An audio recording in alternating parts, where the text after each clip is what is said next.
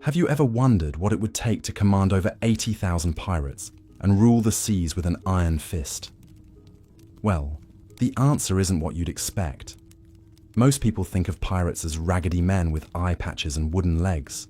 But the most powerful pirate in history was actually a woman who built an empire so vast that the Chinese government had no choice but to negotiate with her as an equal. In this video, I'm going to reveal the incredible true story of Qing Shi, the pirate queen who controlled the South China Sea and commanded more ships than most national navies. This is a story that Hollywood couldn't make up, filled with political intrigue, naval warfare, and a brilliant woman who outsmarted emperors and admirals. But here's what makes this even more fascinating. After I tell you her unbelievable story, I'm going to take you into the forgotten world of Chinese piracy, where entire families lived their whole lives on floating cities, and pirates operated like corporations with their own laws, currencies, and governments. The year is 1801, and China is in chaos. The Qing dynasty is struggling with corruption, rebellion, and foreign pressure. Trade routes through the Pearl River are incredibly lucrative, but they're also dangerous. Pirates have been operating in these waters for centuries, but they've always been fractured, fighting each other as much as they fight the Imperial Navy. That's about to change forever. Our story begins not with Qing Shi herself, but with her husband, Zheng Yi. Now, Zheng Yi wasn't just any pirate captain. He was born into one of the most powerful pirate families in southern China, a family that had been raiding these waters for generations. But Zheng Yi had a vision that no pirate leader before him had ever imagined. He wanted to unite all the pirate gangs under one massive confederation. Think about how difficult this would be. These weren't just business competitors. These were blood enemies who had been killing each other for decades. Each group had their own territory, their own customs, their own reasons for hating the others. But Zheng Yi was a master politician. Through a combination of strategic marriages, military victories, and pure charisma, he managed to bring together the major pirate factions into what became known as the Confederation of the Coast. By 1805, this confederation controlled over 300 junks and commanded nearly 20,000 pirates. They had their own admirals, their own territory, and their own laws. The imperial government was terrified because suddenly, instead of dealing with dozens of small pirate bands, they were facing what amounted to a floating nation with its own navy. But here's where the story takes an unexpected turn. In 1807, Zheng Yi suddenly dies. Now, in most pirate organizations, this would mean civil war. The Confederation would fragment back into competing factions, and everything Zheng Yi had built would collapse. The vultures were already circling. Rival captains started making their moves, positioning themselves to grab pieces of the empire. But they hadn't counted on Zheng Yi's widow. Now, we don't know a lot about Qing Shi's early life, and that's actually pretty typical for women in this period. What we do know is that she was likely born around 1775, possibly worked as a courtesan, and was incredibly intelligent. Some sources suggest she was captured by pirates and married Zheng Yi, while others claim she chose to marry him for political reasons. What matters is what happened next. When Zheng Yi died, Qing Shi moved faster than anyone expected. She immediately claimed guardianship over her stepson, Zheng Yi's heir, and positioned herself as regent of the Confederation. But this wasn't just a ceremonial role. She was making it clear that she intended to rule. The other pirate captains probably thought this was temporary. They figured they'd humor the widow for a few weeks while they sorted out the real succession. They had no idea what they were dealing with. Within months, Qing Shi had outmaneuvered every rival claimant. She formed strategic alliances with key captains, eliminated threats through a combination of diplomacy and violence, and most importantly, she proved that she could lead. The Confederation didn't just survive under her leadership, it thrived. By 1809, just 2 years after her husband's death, Qing Shi commanded over 1,800 vessels and between 70 and 80,000 pirates. Let me put that in perspective for you. The entire British Royal Navy at this time had around 600 ships. The United States Navy had maybe 40 vessels. This woman controlled a fleet that dwarfed most national navies. But raw numbers don't tell the whole story. What made Qing Shi truly remarkable was how she organized this massive confederation. She didn't just rule through fear or charisma. She created a sophisticated governmental system that would have impressed political theorists. The confederation was organized into 6 main fleets, each identified by colored flags. The Black Flag Fleet was the largest and most powerful, commanded by Qing Shi's ally and eventual second husband, Zhang Yi. The Red Flag Fleet controlled the Pearl River approaches. The yellow, blue, white, and green flag fleets each had their own territories and specialties. Each fleet operated semi-independently, but they all answered to Qing Shi's central authority. She created a complex system of laws that governed everything from the treatment of captives to the distribution of loot. Pirates who raped captives without permission faced execution. Deserters were hunted down and killed. But pirates who followed the rules were rewarded with shares of the profits and protection from imperial forces. This wasn't just a criminal organization, it was a functioning government. The Confederation issued safe passage documents to merchant ships willing to pay taxes. They maintained diplomatic relations with Portuguese authorities in Macau. They even had their own currency and banking system. The imperial government was completely overwhelmed. Their navy was no match for Qing Shi's forces, and traditional military tactics were useless against an enemy that could disappear into the countless islands and channels of the Pearl River Delta. The pirates controlled all the major waterways, which meant they controlled trade. And trade was the lifeblood of the Chinese economy. By 1810, the situation had become desperate for the imperial government. Qing Shi's forces were essentially blockading Canton, one of China's most important ports. Merchant ships couldn't move without paying tribute to the pirates. The Imperial Navy was afraid to leave port. Local officials were secretly negotiating with pirate captains because they had no other choice. But Qing Shi wasn't content to just collect tribute and raid merchant ships. She had bigger ambitions.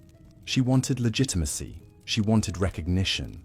She wanted to transform her confederation from a criminal enterprise into something that could negotiate with the imperial government as an equal. This is where her political genius really shines through. Instead of continuing to fight an unwinnable war against the imperial forces, she began sending diplomatic messages to Beijing.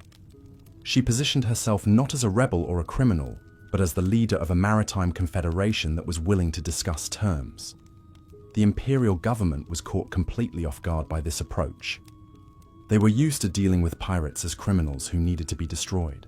They had no framework for negotiating with what amounted to an independent naval power, but they also couldn't ignore the reality that Qing Shi controlled the seas. What happened next was one of the most remarkable diplomatic achievements in Chinese history. Over the course of several months in 1810 and 1811, Qing Shi negotiated directly with imperial representatives. She wasn't asking for mercy or amnesty. She was demanding recognition and favorable terms for her people. The final agreement was extraordinary. Qing Shi would surrender most of her fleet to the imperial government, but her captains and crews would be incorporated into the imperial navy with their ranks intact.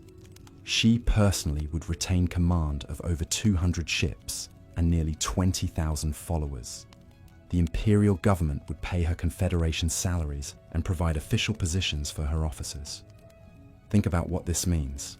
The Chinese government essentially hired the pirates and put them in charge of naval security. Qing Shi had transformed her criminal enterprise into a legitimate military force and secured official recognition for herself and her people. But the most remarkable part of the agreement was what Qing Shi personally received. She was granted the title of Imperial Admiral and given control of a significant portion of the imperial fleet. She went from being an outlaw to being one of the most powerful naval commanders in the Chinese Empire. After the agreement was signed, Qing Shi largely disappeared from historical records, which is typical for women of this period. Some sources suggest she returned to Canton and operated a gambling house and brothel. Others claim she remained involved in maritime trade and politics. What we know for certain is that she lived comfortably for the rest of her life and died peacefully, which is more than most pirates could say. But Qing Shi's story is just the beginning of our journey into the forgotten world of Chinese piracy. Because what she accomplished was built on centuries of maritime tradition that most people have never heard about. The pirates of the South China Sea weren't just criminals. They were part of a complex social and economic system that shaped Chinese history for over 1,000 years. When we think about pirates, we usually picture the Caribbean buccaneers or the Barbary corsairs. But Chinese pirates were something completely different. They operated on a scale that made other pirate organizations look like small-time criminals. They created floating cities, established trade networks that spanned the entire region, and developed governmental systems that rivaled those of established nations. These weren't desperate outlaws living hand to mouth. Chinese pirate organizations were sophisticated enterprises that provided employment for hundreds of thousands of people. Entire families lived their whole lives on pirate vessels, never setting foot on land except to conduct business. Children were born, raised, educated, and married within the pirate community. They had their own schools, their own religious practices, their own social hierarchies. The scale of Chinese piracy was absolutely staggering. During the height of the pirate confederations in the early 19th century, there were probably more people living as pirates in Chinese waters than there were sailors in all the European navies combined. These floating communities had their own merchants, craftsmen, doctors, and teachers. They were self-sufficient societies that happened to make their living through maritime raiding and extortion. What made these pirate communities even more fascinating was their internal structure. Unlike the anarchic image we have of Western pirates, Chinese pirate organizations were incredibly hierarchical and organized. They had complex ranking systems that determined everything from your share of the loot to where you could sleep on the ship. New recruits started at the bottom and could work their way up through demonstrated loyalty and skill. The captains weren't just military leaders. They were administrators, judges, and diplomats. They settled disputes between crew members, negotiated with merchants and officials, and made strategic decisions that affected thousands of people. Many of them were highly educated and came from respectable families that had fallen on hard times due to war or economic upheaval. But here's what really sets Chinese pirates apart from every other maritime criminal organization in history. They developed their own legal systems. Qing Shi's code wasn't unique. It was actually based on centuries of pirate tradition. These laws covered everything you can imagine. How to divide captured goods, rules for treatment of prisoners, regulations for marriage and divorce within the pirate community, procedures for settling debts, and even environmental protections to ensure fishing grounds weren't over-harvested. Some of these laws were surprisingly progressive. Women in pirate communities often had more rights and freedoms than their counterparts on land. They could own property, engage in business, and even command vessels. Female pirates weren't just Qing Shi. There were dozens of documented cases of women who rose to positions of authority within pirate organizations. The economic impact of Chinese piracy was enormous. By the early 1800s, pirates controlled most of the maritime trade routes in southern China. They weren't just stealing from merchants, they were essentially operating a parallel government that collected taxes, issued permits, and provided security services. Merchants who paid the required tribute could travel safely under pirate protection. Those who refused faced capture or destruction. This created a strange situation where pirates were simultaneously the biggest threat to trade and the most reliable protectors of commerce. The Imperial Navy was corrupt and ineffective, but pirate escorts were professional and dependable. Many merchants preferred dealing with pirates because they were more honest and efficient than government officials. The pirates also served as informal banks and insurance companies. They would advance money to merchants for cargo purchases, provide loans for ship repairs, and even offer insurance policies that guaranteed safe passage. These financial services were often more reliable than anything available through official channels. But perhaps the most remarkable aspect of Chinese pirate society was how they handled technology and innovation. These communities were constantly adapting new weapons, ship designs, and navigation techniques. They were among the first to adopt Western firearms and sailing technology, often decades before the Imperial Navy caught up. Pirate shipyards were centers of innovation where Chinese and European techniques were combined to create vessels perfectly suited for their needs. They built ships that were faster than imperial warships, but could carry more cargo than merchant vessels. Some pirate junks were floating fortresses armed with dozens of cannons, while others were sleek raiders that could outrun anything the government could send after them. The intelligence networks these pirates maintained were also extraordinary. They had informants in every major port, contacts within government offices, and spies among merchant communities. They knew about imperial naval movements, sometimes before the admirals did. This information advantage was crucial to their survival and success. Living conditions aboard pirate vessels were actually better than you might expect. While space was limited, the ships were organized communities where everyone had a role and a place. Families lived together in small compartments, and children played on decks while their parents worked. Meals were communal affairs where news was shared and decisions were debated. Education was taken seriously in pirate communities. Children learned reading, writing, and mathematics alongside traditional skills like navigation and seamanship. Many pirates were literate, which was unusual for working-class people of this era. They needed these skills to maintain records, write contracts, and communicate with other organizations. Religious life was also important to Chinese pirates. Most vessels had shrines where crews would pray for safe voyages and good fortune. They celebrated traditional festivals and observed ancestral rites. Despite their criminal activities, these communities maintained strong cultural connections to Chinese traditions. The medical care available in pirate communities was often superior to what existed on land. Ship doctors were highly valued and well compensated because keeping the crew healthy was essential for survival. They developed expertise in treating wounds, diseases, and injuries that were common in maritime life. Women played crucial roles beyond just fighting and commanding. They managed finances, organized supplies, negotiated with captives, and maintained the social fabric of the community. Many pirate organizations couldn't have functioned without the administrative and diplomatic skills that women provided. The decline of Chinese piracy didn't happen overnight. After Qing Shi's successful negotiation with the imperial government, many other pirate leaders tried to follow her example. Some succeeded in obtaining amnesty and official positions, while others were hunted down and destroyed. The arrival of European naval power in the region also changed everything.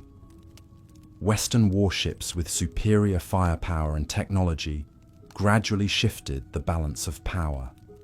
The British and other European nations had their own imperial ambitions in China, and they weren't willing to tolerate independent pirate confederations that interfered with their plans. But the final blow to traditional Chinese piracy came from modernization itself. Steam-powered vessels, improved communications, and more effective government administration made it increasingly difficult for pirates to operate. The old system of floating communities and maritime independence couldn't survive in a world of telegraphs, steamships, and professional navies. By the middle of the 19th century, the great age of Chinese piracy was coming to an end. Some former pirates became legitimate merchants or joined government service. Others moved to new frontiers in Southeast Asia, where opportunities still existed. A few tried to maintain the old ways, but they were gradually eliminated by more powerful forces. Today, most people have never heard of Qing Shi, or the incredible civilization that Chinese pirates created. Their story has been overshadowed by more famous pirates from other parts of the world, but their achievements were far more impressive than anything accomplished by Blackbeard, Captain Kidd, or any of the Caribbean buccaneers we celebrate in popular culture. These weren't just criminals who happened to operate ships. They were builders of communities, creators of governments, and pioneers of maritime commerce. They developed legal systems, financial institutions, and social structures that influenced Chinese society for generations. Their impact on trade, politics, and culture was profound and lasting. The legacy of Chinese piracy can still be seen today in the maritime traditions of southern China. Many fishing communities trace their origins back to pirate families. Business practices and social customs that developed in pirate communities influenced the development of Hong Kong and other trading centers. Understanding this history changes how we think about piracy, maritime law, and the development of modern China. It shows us that the line between criminal and legitimate was often blurred, and that some of history's most successful organizations operated outside traditional legal frameworks. Qing Shi's story reminds us that power and influence aren't always inherited or granted by established authorities. Sometimes they're seized by individuals with the vision and determination to create something entirely new. She didn't just break the rules, she rewrote them completely, and in doing so, she changed the course of Chinese history. But there's still more to this incredible story that most people never hear about. The day-to-day reality of life in these pirate communities was unlike anything that existed anywhere else in the world. These floating cities had their own unique cultures, their own ways of handling everything, from romance and marriage to crime and punishment. The social dynamics within these pirate confederations were absolutely fascinating and completely different from what we see in Western pirate stories. When a young person joined a pirate crew, they weren't just signing up for a life of crime. They were entering a complex society with its own rules, traditions, and opportunities for advancement. Marriage within pirate communities followed strict protocols that would surprise most people. Couples couldn't just decide to get married on their own. They needed approval from their captain and sometimes from the Confederation leadership. Wedding ceremonies were elaborate affairs that involved the entire crew, and the union created new alliances and obligations that affected the whole organization.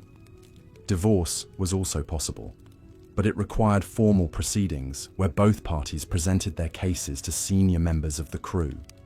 Property had to be divided according to specific rules, and custody of children was determined based on what was best for the community as a whole. These weren't savage criminals making arbitrary decisions. They were following legal procedures that had been refined over generations. The role of children in these communities was particularly unique. Kids weren't just passengers or burdens. They were the future of the organization. From a very young age, they were taught the skills they'd need to survive and thrive in pirate society. Boys learned seamanship, combat, and navigation, while girls learned administration, negotiation, and the complex social skills needed to manage relationships between different crews and factions. But here's what's really interesting. Education wasn't segregated by gender the way it was on land. Girls could learn combat skills if they showed aptitude, and boys could study administration and diplomacy. The pirates needed capable people in every role, and they couldn't afford to waste talent based on traditional gender expectations. Punishment for crimes within pirate communities was swift but fair. Minor infractions like gambling disputes or arguments over food were handled by crew leaders. More serious crimes like theft from fellow pirates or cowardice in battle were judged by councils of senior members. The worst offences, betraying the Confederation or harming fellow pirates without cause, were punishable by death or abandonment. What made their justice system remarkable was its consistency. Unlike the arbitrary punishment that was common in imperial China, pirate justice followed established procedures. Accused individuals could present witnesses, argue their case, and even appeal decisions to higher authorities. This wasn't mob rule, it was organized law enforcement. The economic system within these floating communities was incredibly sophisticated. Every member of a crew received shares based on their rank and contribution. New recruits got the smallest portions, while experienced fighters and specialists received larger amounts. Captains and officers took the biggest shares, but they also had the greatest responsibilities and risks. But the pirates didn't just divide up stolen goods, they invested in their future. Successful crews would use their profits to buy better weapons, improve their ships, and recruit new members. They maintained repair facilities, purchased supplies in advance, and even set aside funds for the families of members who were killed or injured. Trade relationships with legitimate merchants were complex and often mutually beneficial. Pirates provided security services, market information, and access to goods that were difficult to obtain through official channels. Merchants gained protection from other criminals and often paid lower total costs than they would have faced dealing with corrupt government officials. These business relationships weren't based on simple extortion. Pirates had to maintain their reputation for reliability and fairness, or merchants would find other ways to transport their goods. The most successful pirate organizations were those that provided genuine value to their clients, not just protection from themselves. The intelligence gathering capabilities of these confederations were absolutely extraordinary. They maintained networks of informants throughout southern China that rivaled anything the imperial government possessed. Tavern keepers, dock workers, government clerks, and merchant sailors all provided information in exchange for payment or protection. This intelligence wasn't just used for planning raids. Pirates tracked weather patterns, monitored political developments, followed trade routes, and even kept tabs on the personal lives of important officials. They knew which magistrates could be bribed, which naval commanders were competent, and which merchants were worth targeting. Communication between different pirate vessels and bases relied on an elaborate system of signals, codes, and messengers. Ships could communicate across vast distances using flags, lights, and smoke signals that conveyed complex information about threats, opportunities, and strategic plans. Trusted messengers carried detailed written instructions between commanders, often using coded language that would be meaningless to outsiders. The medical knowledge within pirate communities was remarkably advanced. Ship doctors had to deal with everything from combat wounds to tropical diseases, to the psychological stress of life at sea. They developed treatments and surgical techniques that were often superior to what was available in major cities. These medical practitioners also served as pharmacists, dentists, and sometimes even veterinarians for the animals that lived aboard the ships. They maintained detailed records of treatments and outcomes, constantly improving their methods based on experience and observation. Mental health was also taken seriously within pirate communities. Life at sea was stressful and dangerous, and crews that couldn't maintain morale and cohesion were doomed to failure. Experienced captains knew how to recognize signs of psychological breakdown and had strategies for dealing with everything from homesickness to combat trauma. Entertainment and recreation played crucial roles in maintaining crew morale. Pirates organized gambling games, storytelling competitions, music performances, and athletic contests. These activities weren't just diversions. They were essential for building bonds between crew members and maintaining the social fabric of the community. Religious and spiritual practices varied widely between different crews and regions. Some pirates maintained traditional Chinese religious observances, while others adopted beliefs from the many cultures they encountered in their travels. Most vessels had some form of shrine or sacred space where crew members could pray, meditate, or seek guidance from ancestors or deities. The role of women in these communities extended far beyond what most people imagine. Female pirates weren't just exceptions or curiosities.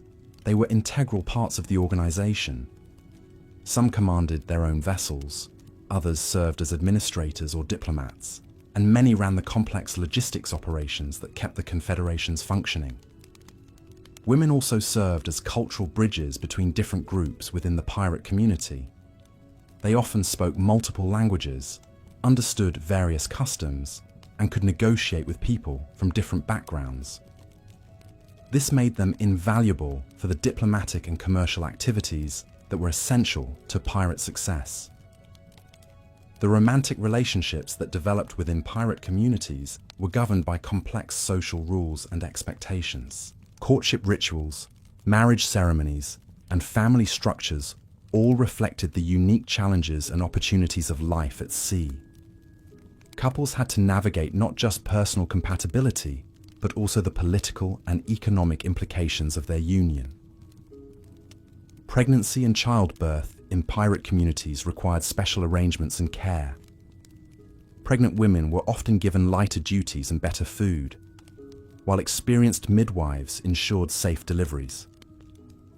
Children born at sea were considered particularly blessed and often received special attention and training. The decline of these remarkable communities wasn't just due to government suppression or foreign intervention. Internal conflicts also played a major role. As the confederations grew larger and more successful, they became harder to manage. Disputes between different factions, competing ambitions among leaders, and disagreements over strategy gradually weakened their unity. Generational changes also contributed to their downfall. The children who grew up in pirate communities during the height of their power lived in a very different world from their parents. Some wanted to maintain traditional ways, while others were attracted to the opportunities offered by the changing modern world. The transition from piracy to legitimate business wasn't always smooth. Former pirates who tried to become merchants or government officials often faced suspicion and discrimination. Some succeeded in reinventing themselves, but others found it impossible to escape their past. The cultural impact of Chinese piracy extended far beyond maritime activities. The songs, stories, and traditions that developed in these communities influenced Chinese literature, theater, and popular culture for generations. Many of the martial arts techniques and naval strategies that became famous in Chinese culture actually originated in pirate communities. The business practices pioneered by pirate organizations also had lasting influence. Their methods of organizing large groups, managing complex logistics, and maintaining loyalty among diverse populations were studied and adapted by legitimate enterprises. Some of the most successful trading companies in southern China trace their methods back to pirate innovations. The linguistic contributions of pirate communities are still visible today. Specialized maritime vocabulary, coded communication methods, and even everyday expressions that originated in pirate society became part of regional dialects and eventually entered mainstream Chinese language. Archaeological evidence of pirate communities continues to be discovered throughout the South China Sea region. Shipwrecks, coastal settlements, and underwater treasure sites provide glimpses into the daily lives of these remarkable people. These discoveries often contradict popular assumptions about pirate society and reveal the sophistication of their material culture. Modern maritime law still reflects some of the innovations that originated in Chinese pirate communities.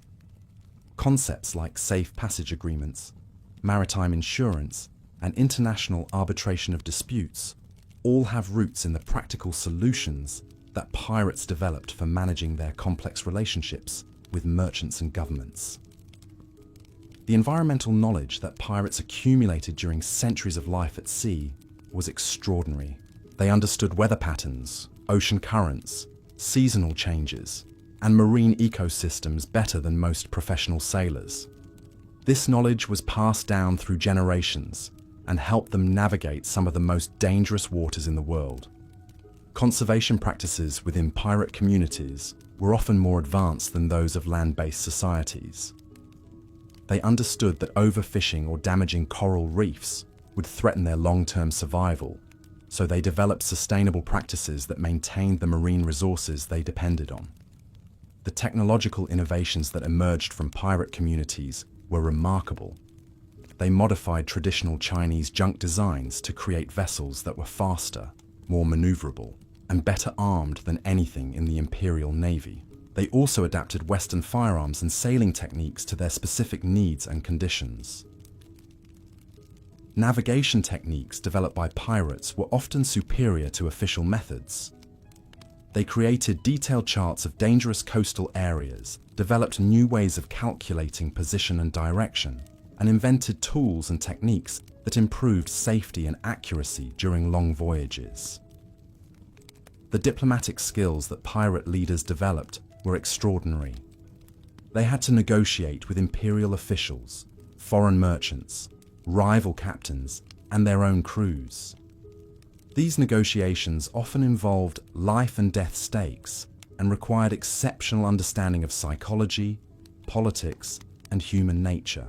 The legacy of Chinese piracy reminds us that some of history's most innovative and successful organizations operated outside traditional legal and social frameworks. These communities created solutions to complex problems that established governments couldn't solve, and their achievements deserve recognition alongside more conventional historical accomplishments. Understanding the true story of Chinese pirates changes our perspective on maritime history, Chinese culture, and the development of modern international commerce. It shows us that the boundaries between legitimate and illegitimate activities have always been more fluid than we might expect, and that some of our most important institutions and practices have surprisingly unconventional origins. The transformation of Qing Shi from courtesan to pirate queen to imperial admiral represents one of the most remarkable career trajectories in human history. Her story demonstrates that exceptional individuals can rise above the limitations of their time and circumstances to achieve things that seem impossible. But her success wasn't just about personal ambition or individual brilliance. She succeeded because she understood how to work within and transform existing systems. She didn't just break rules, she created new ones that worked better than what had existed before. The pirate confederation that she led represented a form of government that was more effective, more fair, and more responsive to its citizens than most legitimate states of the time. This wasn't accidental.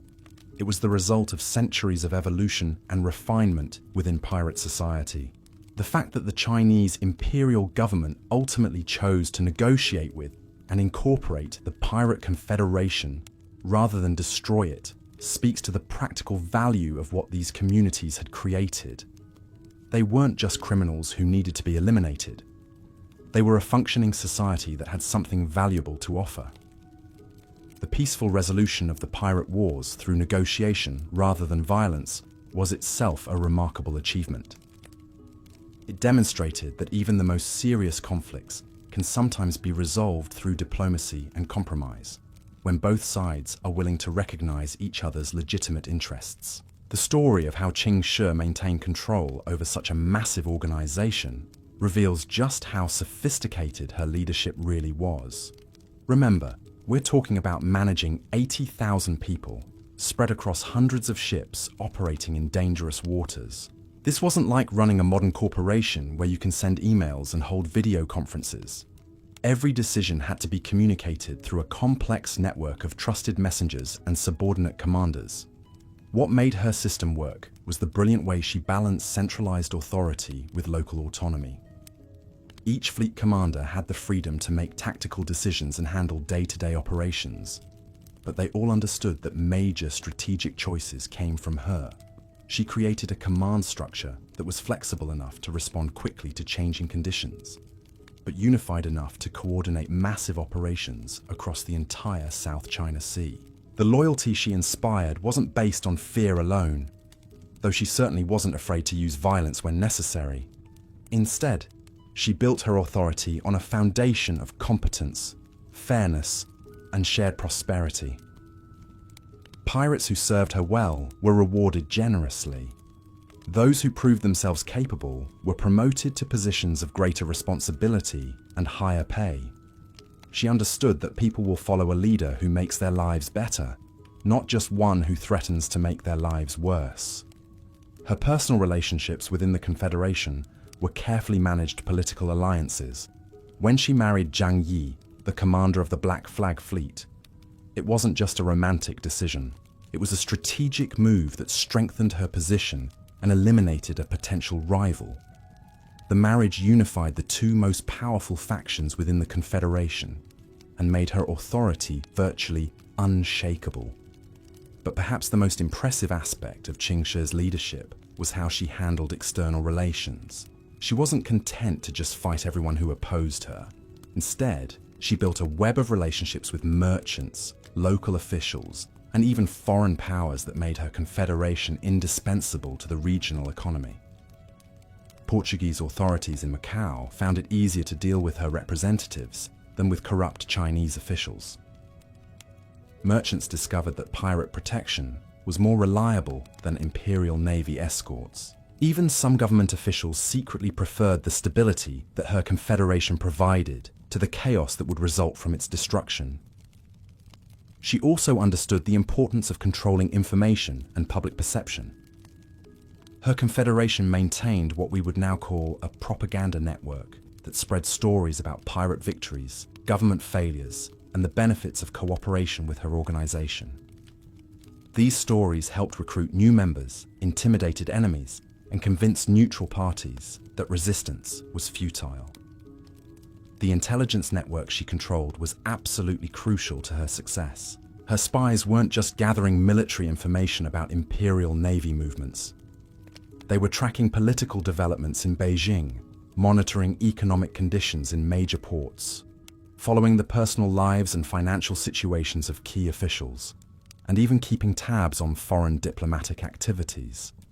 This information advantage allowed her to stay ahead of government attempts to suppress her organization. She knew about planned naval expeditions before they left port. She understood which officials could be bribed and which ones were genuinely committed to fighting piracy.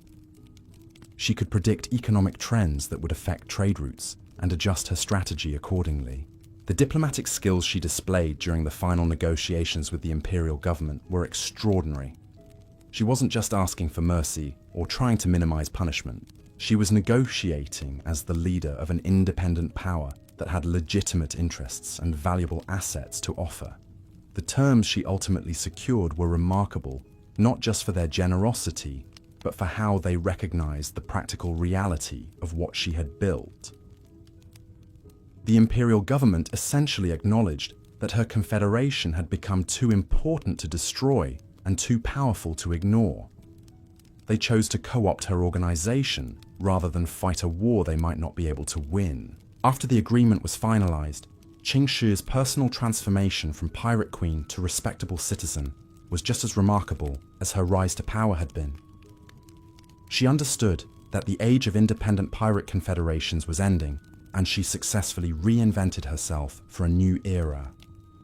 The skills that had made her successful as a pirate leader, organization, negotiation, strategic thinking, and the ability to manage complex relationships served her well in legitimate business. The fact that she lived peacefully for decades after her retirement from piracy speaks to both her political acumen and her ability to adapt to changing circumstances. Many former pirates struggled to adjust to civilian life, but she managed the transition successfully because she understood that survival required constant evolution. Her story challenges everything we think we know about gender, power, and social mobility in traditional Chinese society. Here was a woman who rose from humble origins to command more military force than most emperors, negotiated with the imperial government as an equal, and then successfully transitioned to a comfortable civilian life. This wasn't supposed to be possible in early 19th century China, but she made it happen anyway. But Qing Shi's individual achievement, remarkable as it was, represents just the tip of the iceberg when it comes to the forgotten world of Chinese piracy. The civilization that produced her was unlike anything that existed anywhere else in the world. and understanding it requires us to completely rethink what we know about maritime history. The origins of Chinese piracy stretch back over 1,000 years, rooted in the unique geography and political conditions of southern China. The Pearl River Delta, with its countless islands, hidden channels and maze-like waterways, was perfect pirate territory. Imperial authorities could never effectively patrol such a complex environment, while local knowledge of currents, tides, and secret passages gave pirates enormous advantages. But geography alone doesn't explain the scale and sophistication of Chinese pirate society. What made it unique was how it evolved from a collection of individual criminals into a parallel civilization with its own institutions, traditions, and ways of life. The earliest Chinese pirates were often fishermen or traders who turned to raiding during times of economic hardship or political instability. Coastal communities that couldn't make a living through legitimate means would sometimes collectively decide to take up piracy as a survival strategy. Entire villages would abandon their homes and take to the seas, bringing their families, their skills, and their social structures with them. Over time, these refugee communities developed into something entirely new. They created floating societies that were completely independent of land-based authority. Children were born and raised on ships, never knowing any life except the maritime world. They developed their own customs, their own values, and their own ways of organizing society that were perfectly adapted to life at sea. The ships themselves were marvels of engineering and social organization. A large pirate junk wasn't just a vessel, it was a floating village that might house 50 or more people, representing multiple generations of the same family. These ships had workshops, schools, temples, and even small gardens where crews grew vegetables and herbs. The social hierarchy aboard these vessels was complex and carefully maintained. The captain and his immediate family occupied the best quarters, while new recruits slept in cramped spaces near the bottom of the ship. But this wasn't a rigid caste system. People could improve their status through demonstrated skill, loyalty, and courage. Marriage aboard pirate vessels created new kinship networks that strengthened the bonds holding these communities together. Wedding ceremonies were major social events that involved the entire crew and often multiple ships. These celebrations weren't just parties, they were political and economic alliances that could affect relationships between different pirate organizations. The role of elderly people in pirate communities was particularly important. Older pirates who could no longer fight effectively often became advisors, teachers, and keepers of traditional knowledge. They trained young people in navigation, weather prediction, and the complex social skills needed to maintain harmony within the cramped confines of a ship. Women in these communities had responsibilities and opportunities that would have been unthinkable in land-based Chinese society. They managed finances, negotiated with captives, served as diplomats, and sometimes commanded their own vessels. The practical demands of pirate life meant that talent and competence mattered more than traditional gender roles. The education system within pirate communities was remarkably comprehensive. Children learned reading and writing alongside practical skills like knot tying and weapon maintenance. They studied navigation, weather patterns, and the complex laws and customs that governed pirate society. Many pirate children received better educations than their counterparts in poor land-based communities. Religious life aboard pirate vessels blended traditional Chinese beliefs with maritime superstitions and practices borrowed from the many cultures pirates encountered in their travels. Ship shrines honored both conventional deities and specialized gods of the sea. Crews performed elaborate rituals before dangerous voyages and held ceremonies to honor fallen comrades. The economic system that developed within pirate society was incredibly sophisticated. Different types of raids and trading activities were organized like businesses, with careful attention to costs, risks, and expected returns. Successful crews reinvested their profits in better equipment, larger ships, and expanded operations. Pirate communities also developed their own financial institutions. Experienced captains would lend money to younger pirates who wanted to start their own crews. Insurance arrangements protected families whose breadwinners were killed or injured. Complex partnerships allowed multiple crews to share the costs and risks of major operations. The legal system that governed these communities was based on centuries of maritime tradition and practical experience. Pirate law covered everything from property rights to family disputes to criminal punishment. Trials were conducted according to established procedures, with witnesses, evidence, and formal appeals processes. What made pirate justice particularly interesting was how it balanced individual rights with community needs. Personal freedom was valued, but not at the expense of group survival. The harsh realities of life at sea meant that some behaviors that might be tolerated on land could be fatal when practiced aboard a ship. The punishment for serious crimes was often severe, but it was also predictable and fair. Pirates knew exactly what consequences they would face for different types of misconduct. This certainty helped maintain order and discipline, even in the most stressful situations. The medical knowledge that accumulated within pirate communities was extraordinary. Ship doctors had to deal with everything from combat wounds to tropical diseases to nutritional deficiencies. They developed treatments and surgical techniques that were often more advanced than what was available in major cities. These medical practitioners also understood the psychological aspects of health and healing. They knew how to maintain morale during long voyages, how to help people cope with the stress of combat, and how to manage the interpersonal conflicts that could tear a crew apart. The technological innovations that emerged from pirate communities were remarkable. Pirates were constantly adapting and improving their equipment to meet the unique challenges of their lifestyle. They modified traditional ship designs, developed new weapons and navigation tools, and created communication systems that allowed coordination across vast distances. Pirate shipbuilders were among the most skilled craftsmen in China.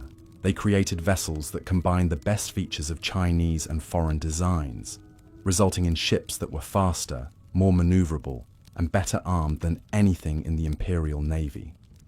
These innovations often spread to legitimate shipbuilders and influenced the development of Chinese maritime technology.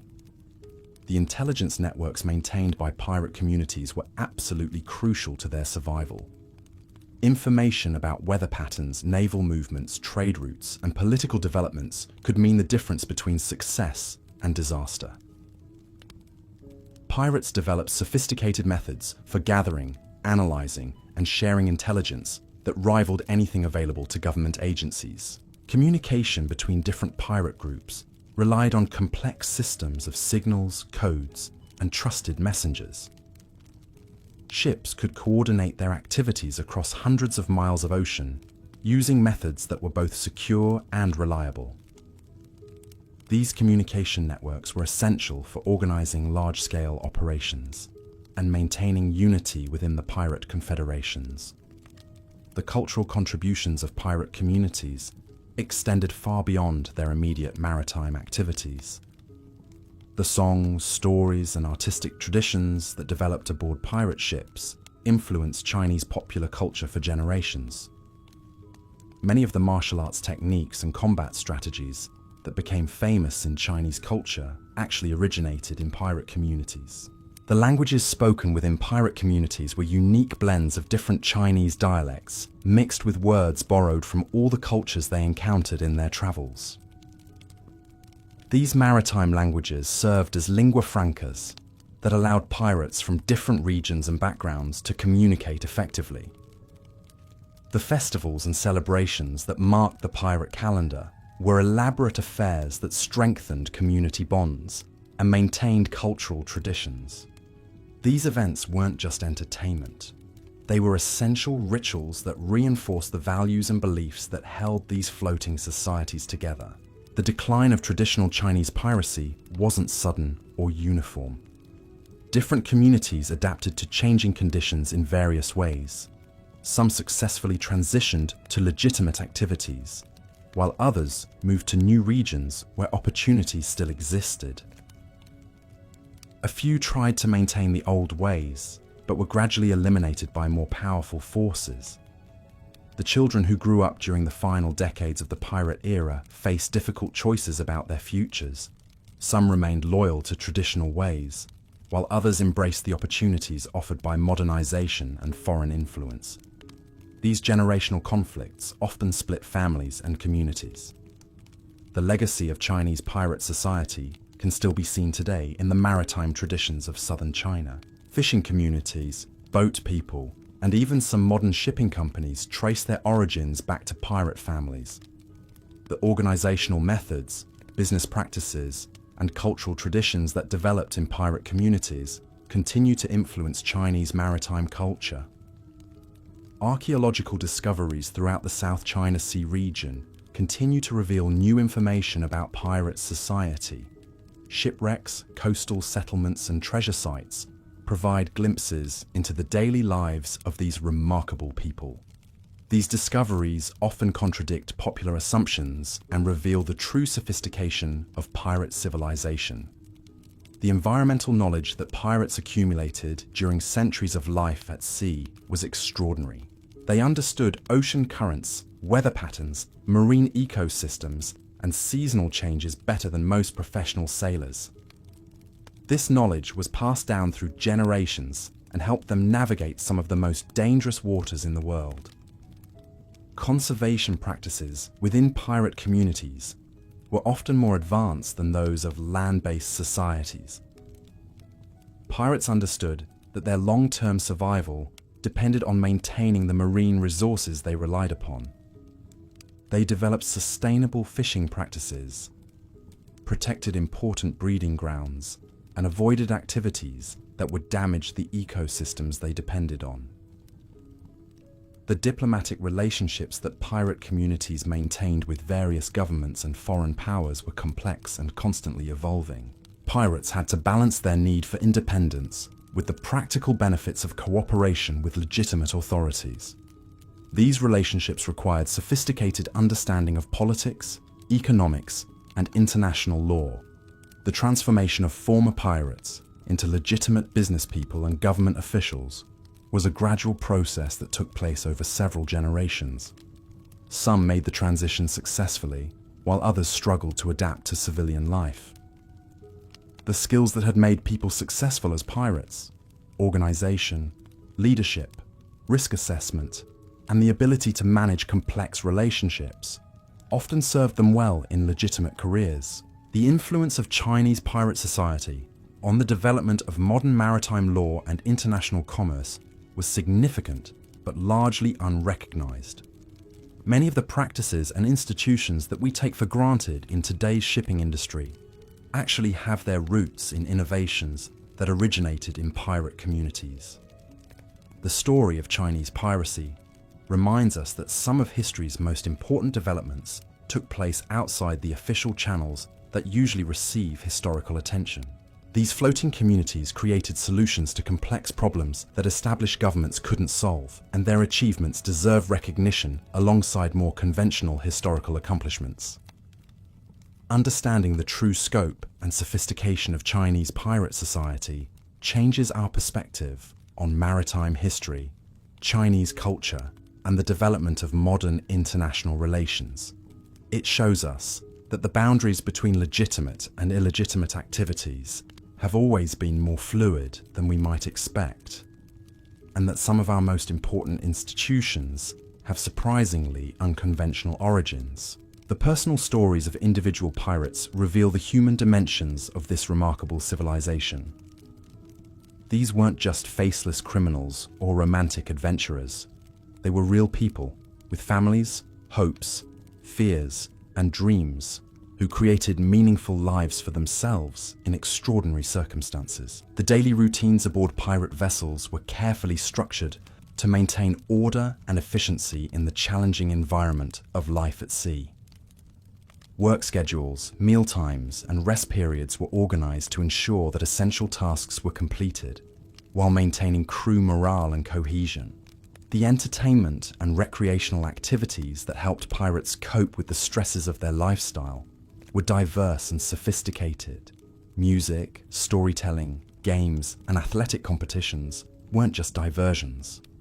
They were essential elements that maintained the social fabric of these floating communities. The food systems that sustained these massive floating populations were marvels of logistics and innovation.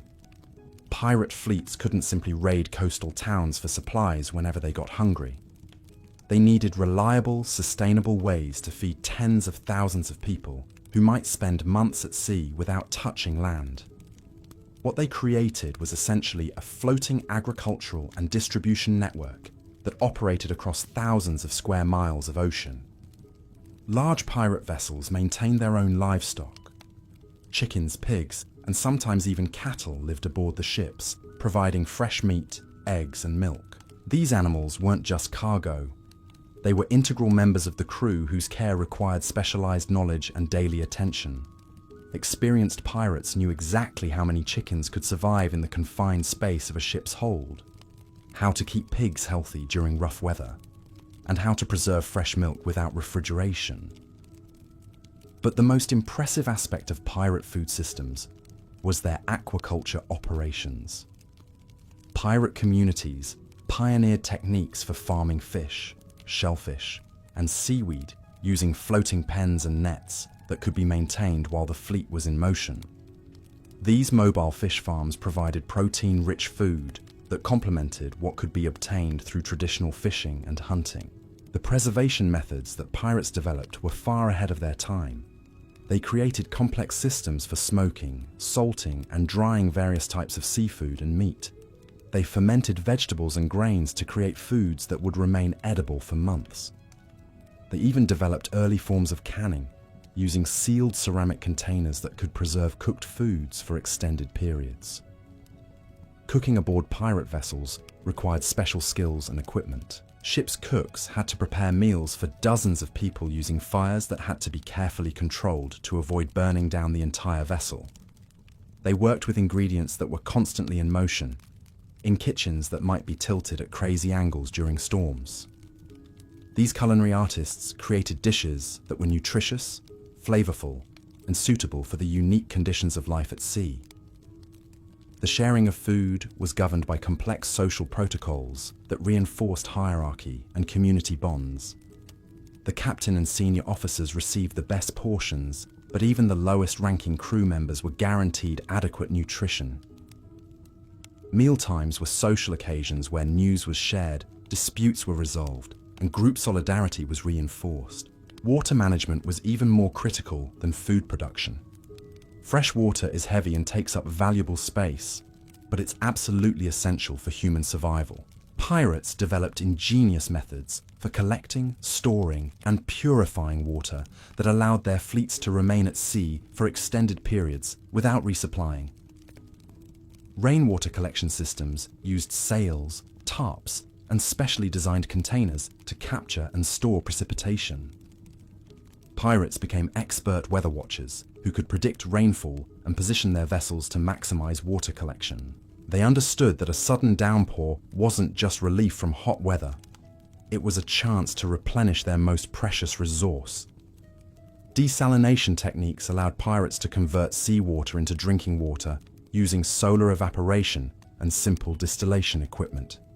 These methods were labor-intensive and produced relatively small amounts of fresh water, but they could mean the difference between life and death during extended voyages.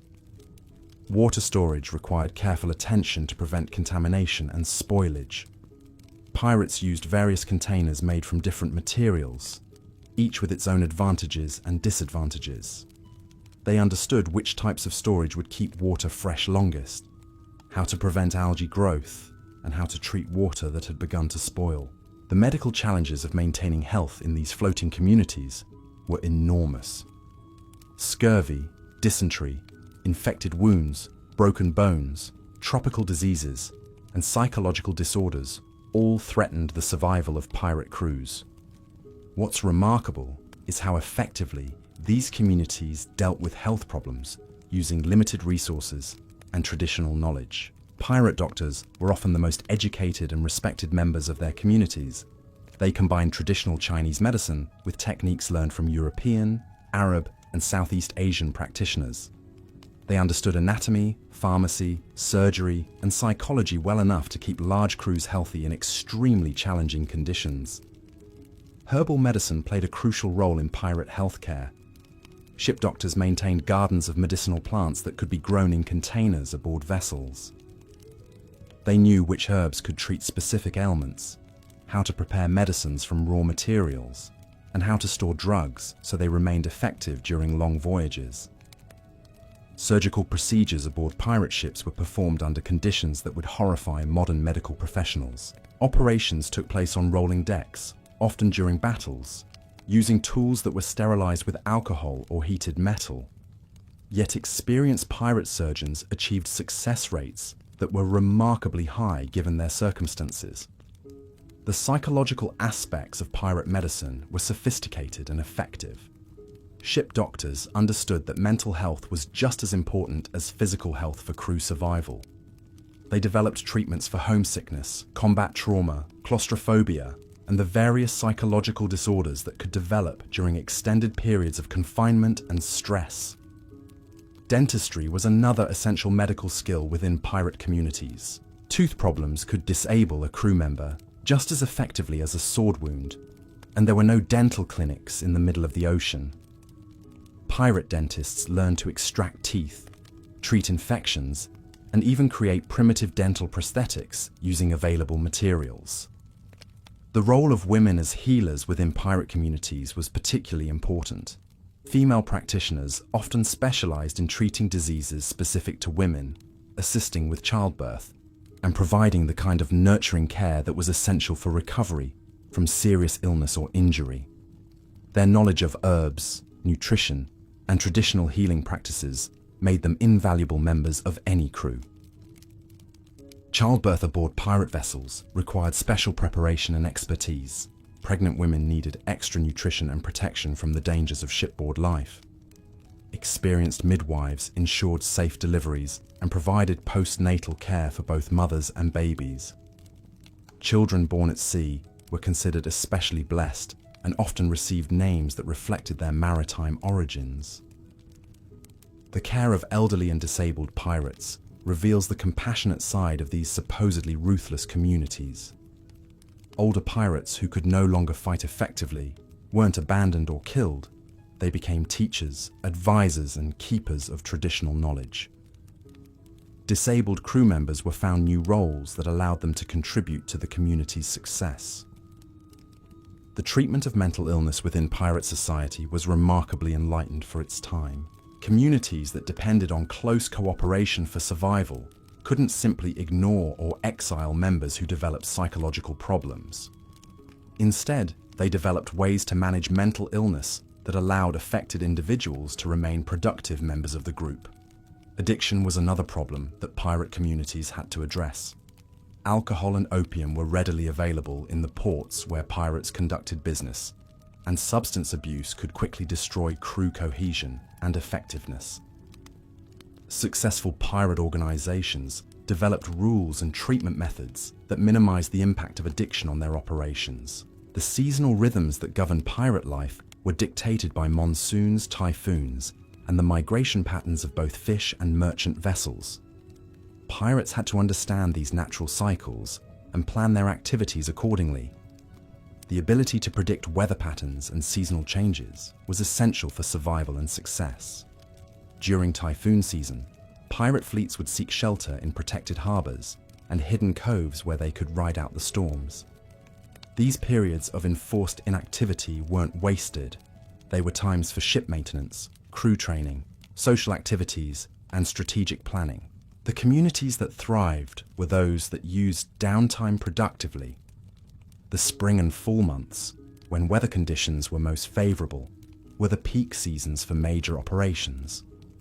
Pirates would plan their most ambitious raids and trading expeditions during these periods, knowing they would have the best chance of success and the lowest risk of weather-related disasters. Winter months brought different challenges and opportunities. While stormy weather made navigation dangerous, it also provided cover for surprise attacks and allowed pirates to move through areas that were normally too well guarded. The most skilled and daring crews could operate year-round by adapting their tactics to seasonal conditions. The festivals and celebrations that mark the pirate calendar weren't just entertainment. They were essential rituals that maintained community cohesion and cultural identity. New Year celebrations, harvest festivals, and religious holidays were observed with elaborate ceremonies that involved entire fleets. These celebrations often included competitions between different crews and individuals. Sailing races, combat demonstrations, cooking contests, and artistic performances allowed pirates to showcase their skills and earn recognition from their peers. These events weren't just fun. They were opportunities for recruitment, alliance building, and the peaceful resolution of disputes. Marriage ceremonies were particularly important social events that could involve hundreds of participants from multiple ships. These weddings weren't just personal celebrations. They were political and economic alliances that strengthened bonds between different groups within the Pirate Confederation. The festivities could last for days and included elaborate gift exchanges, formal negotiations, and ritual ceremonies. Funeral rites for fallen pirates were solemn occasions that honored the deceased while reinforcing the bonds of loyalty and mutual support that held these communities together. The death of a respected leader or beloved crew member was mourned by entire fleets, and the ceremonies that commemorated their lives were deeply meaningful to all who participated. The artistic traditions that flourished within pirate communities were unique expressions of maritime culture. Pirates created songs that told stories of famous battles, legendary leaders, and the romance of life at sea. These ballads weren't just entertainment. They were historical records that preserved the memory of important events and cultural values. Tattoos served as both decoration and identification within pirate society. Specific designs indicated rank, achievements, and affiliations. A pirate's tattoos told the story of their career and could be read like a resume by those who understood the symbolic language. These markings also served practical purposes, helping to identify bodies and determine appropriate funeral rites. Craftsmanship aboard pirate vessels reached remarkable levels of sophistication. Pirates created jewelry, weapons, tools, and decorative objects using materials salvaged from captured ships or obtained through trade. These artisans weren't just making functional items. They were creating works of art that expressed their cultural identity and personal creativity. The languages spoken within pirate communities evolved into unique dialects that borrowed words and phrases from all the cultures they encountered.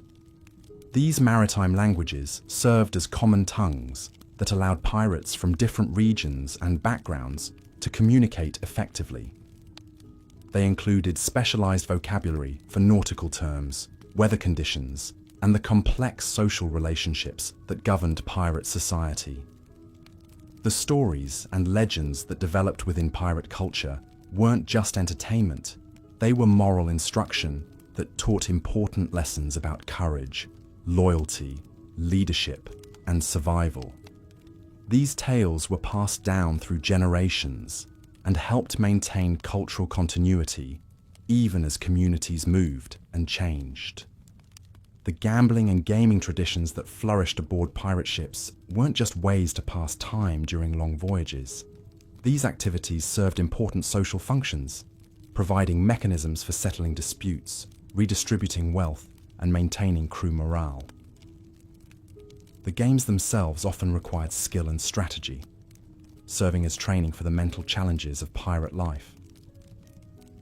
The romantic relationships that developed within pirate communities were governed by complex social rules and expectations. Courtship aboard a crowded ship required discretion and respect for the privacy of others. Marriage partners were often chosen based on practical considerations as well as personal attraction, since couples would be living and working together in extremely close quarters. The education of children within pirate communities was comprehensive and practical. Young people learned not just academic subjects, but also the specialized skills they would need to survive and thrive in maritime life. This education included navigation, seamanship, combat techniques, languages, and the complex social skills needed to maintain harmony within the community. Gender roles within pirate society were more fluid than in land-based Chinese culture. While certain traditions were maintained, the practical demands of life at sea meant that individuals were valued for their abilities, rather than their adherence to conventional social expectations. Women could command respect and authority if they demonstrated competence and leadership. The retirement and pension systems that developed within pirate communities ensured that older members were cared for even after they could no longer contribute actively to operations. These arrangements weren't based on charity, but on the understanding that everyone would eventually need support, and that caring for elders was both a practical necessity and a moral obligation. The diplomatic protocols that governed relationships between different pirate groups were elaborate and carefully maintained. These weren't casual arrangements, but formal agreements that specified rights, responsibilities, and procedures for resolving conflicts. The ability to negotiate and maintain these relationships was essential for any leader who wanted to build a lasting organization.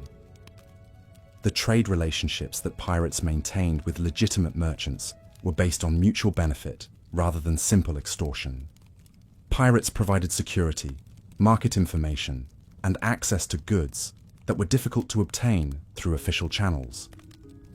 Merchants gained protection and often paid lower total costs than they would have faced dealing with corrupt government officials. The intelligence gathering methods that pirates used were sophisticated and effective. They maintained networks of informants in every major port, used coded communications to share information across vast distances, and developed analytical techniques that allowed them to predict government actions and market trends. This information advantage was crucial to their survival and success.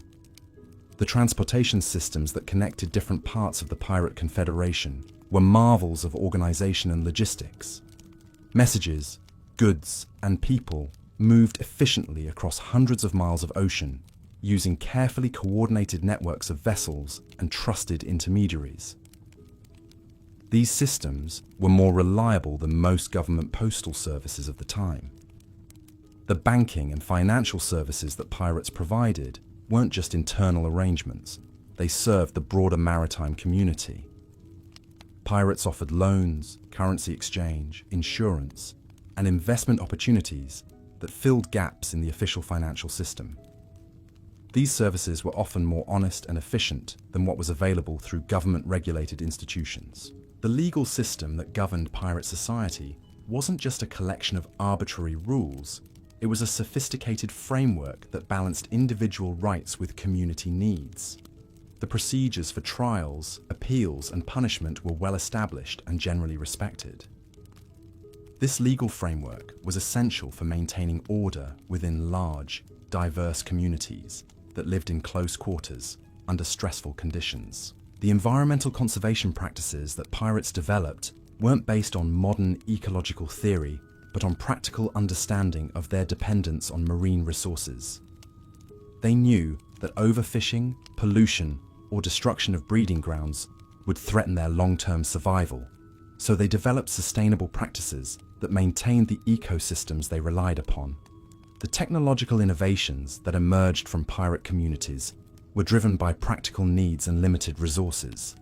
Pirates had to be creative problem solvers who could adapt and improve their equipment using whatever materials were available. These innovations often spread to legitimate industries and influenced the development of maritime technology throughout the region. The cultural exchanges that took place within pirate communities were remarkable examples of early globalization.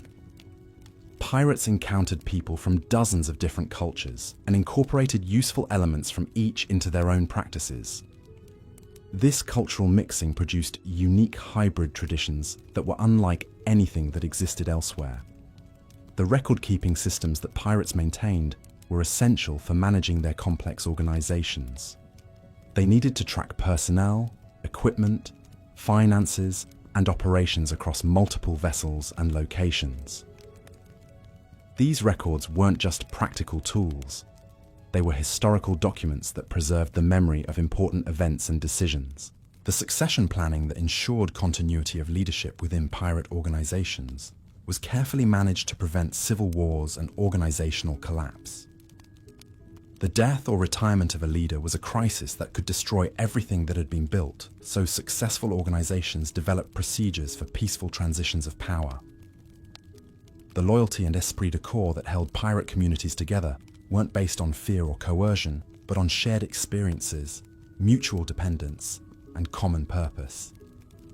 These bonds were forged through hardship and danger and were often stronger than family relationships. The ceremonies and rituals that reinforced these connections were essential for maintaining organizational cohesion. The decline of traditional Chinese piracy wasn't just the result of government suppression or foreign intervention. Internal changes within pirate society also played important roles. As these communities became more prosperous and stable, some members began to prefer the security of legitimate occupations to the excitement and danger of piracy. The transformation of former pirates into respectable citizens was a gradual process that took place over several generations. Some made the transition successfully, using the skills they had learned in pirate society to build successful businesses or careers in government service. Others struggled to adapt to the constraints and expectations of conventional society. The legacy of Chinese pirate society can still be seen today in the maritime traditions, business practices, and cultural values of southern China. The organizational methods, leadership techniques, and problem-solving approaches that were developed in pirate communities continue to influence Chinese culture in ways that most people don't recognize. The archaeological evidence that continues to emerge from shipwrecks and coastal sites throughout the South China Sea provides new insights into the daily lives of these remarkable communities. These discoveries often contradict popular assumptions about pirate society and reveal the true sophistication of their material culture and social organization. The stories of individual pirates and their families remind us that these weren't just faceless criminals or romantic adventurers, but real people who created meaningful lives for themselves under extraordinary circumstances. Their personal struggles, achievements, and relationships were as complex and significant as those of any other historical figures. The influence of Chinese pirate society on the development of modern maritime law, international commerce, and diplomatic practices was significant but largely unrecognized. Many of the institutions and procedures that we take for granted in today's global economy actually have their roots in innovations that originated in pirate communities.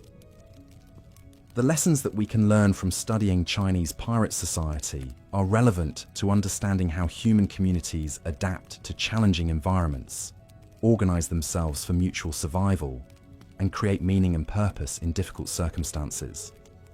These lessons have applications far beyond maritime history and can inform our understanding of leadership, organization, and social change. The preservation of pirate history and culture is important, not just for academic reasons, but because these stories represent human achievements that deserve to be remembered and celebrated. The courage, creativity, and resilience that Chinese pirates displayed in building their remarkable civilization are inspiring examples of what people can accomplish when they work together toward common goals. The continuing fascination with pirate culture in popular media often misses the most interesting and significant aspects of what these communities actually achieved. The real story of Chinese piracy is far more complex, sophisticated, and meaningful than the simplified stereotypes that dominate most fictional portrayals. Understanding the true history of Chinese pirate society changes our perspective on Chinese culture, maritime history, and the development of modern international relations. It shows us that some of the most important innovations and achievements in human history took place outside the official channels that usually receive historical attention.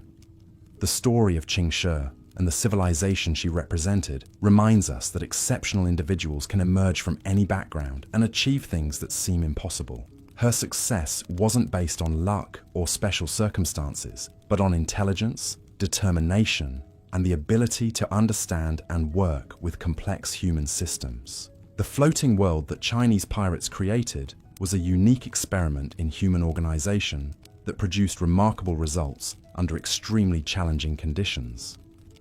This experiment offers valuable insights into alternative ways of structuring society, managing resources, and creating meaning and purpose in human life.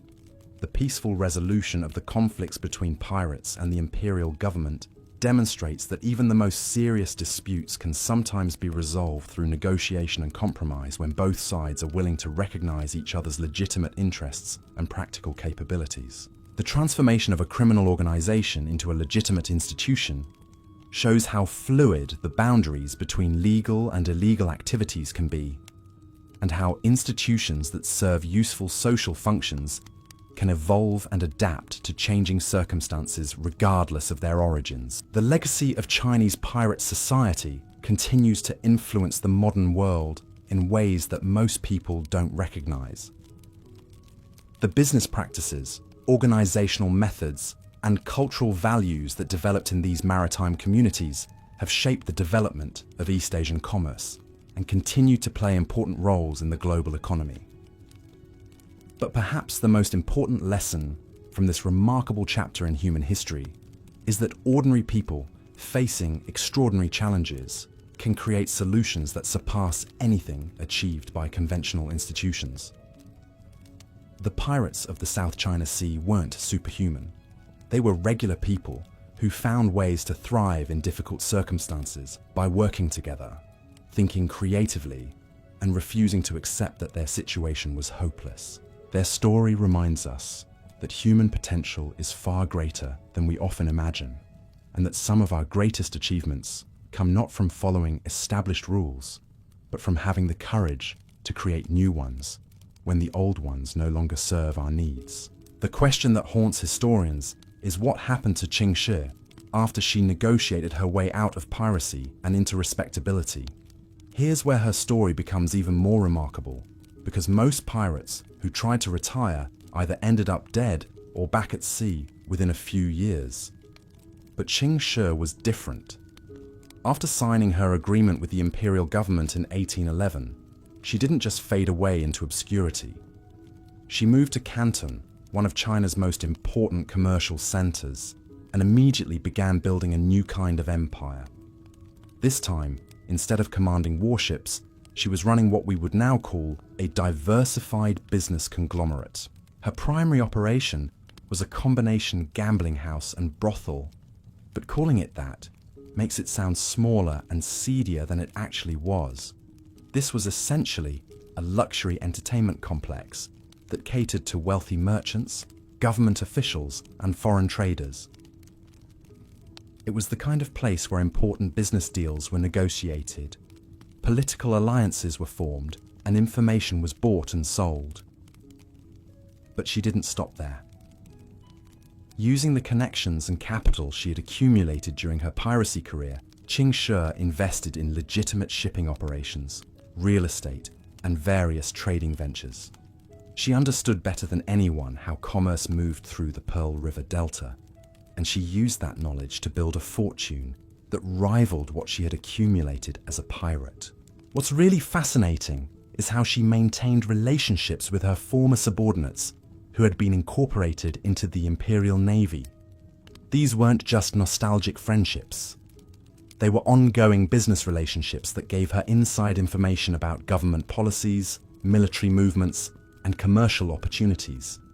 She had essentially created her own private intelligence network that operated within the official system. The gambling house she operated wasn't just a place where people came to play cards and dice.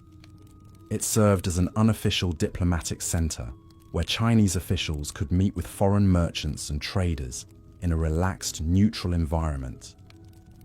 Portuguese traders from Macau, British merchants from Hong Kong, and Chinese bureaucrats all rubbed shoulders in her establishment, creating opportunities for deals that couldn't have been negotiated through official channels.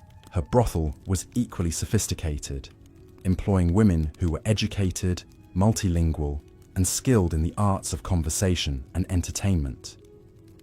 These weren't desperate victims, but professional courtesans who commanded high prices and enjoyed considerable independence. Many of them came from pirate families and understood the maritime world better than most men in legitimate society. The information that flowed through these establishments was incredibly valuable. Qing Shi knew about trade opportunities before they became public knowledge, understood which government officials were corrupt and which ones were honest, and could predict political changes that would affect business conditions. She used this intelligence to make investment decisions that consistently generated enormous profits. But perhaps the most remarkable aspect of her civilian career was how she used her wealth and influence to help other former pirates transition to legitimate occupations.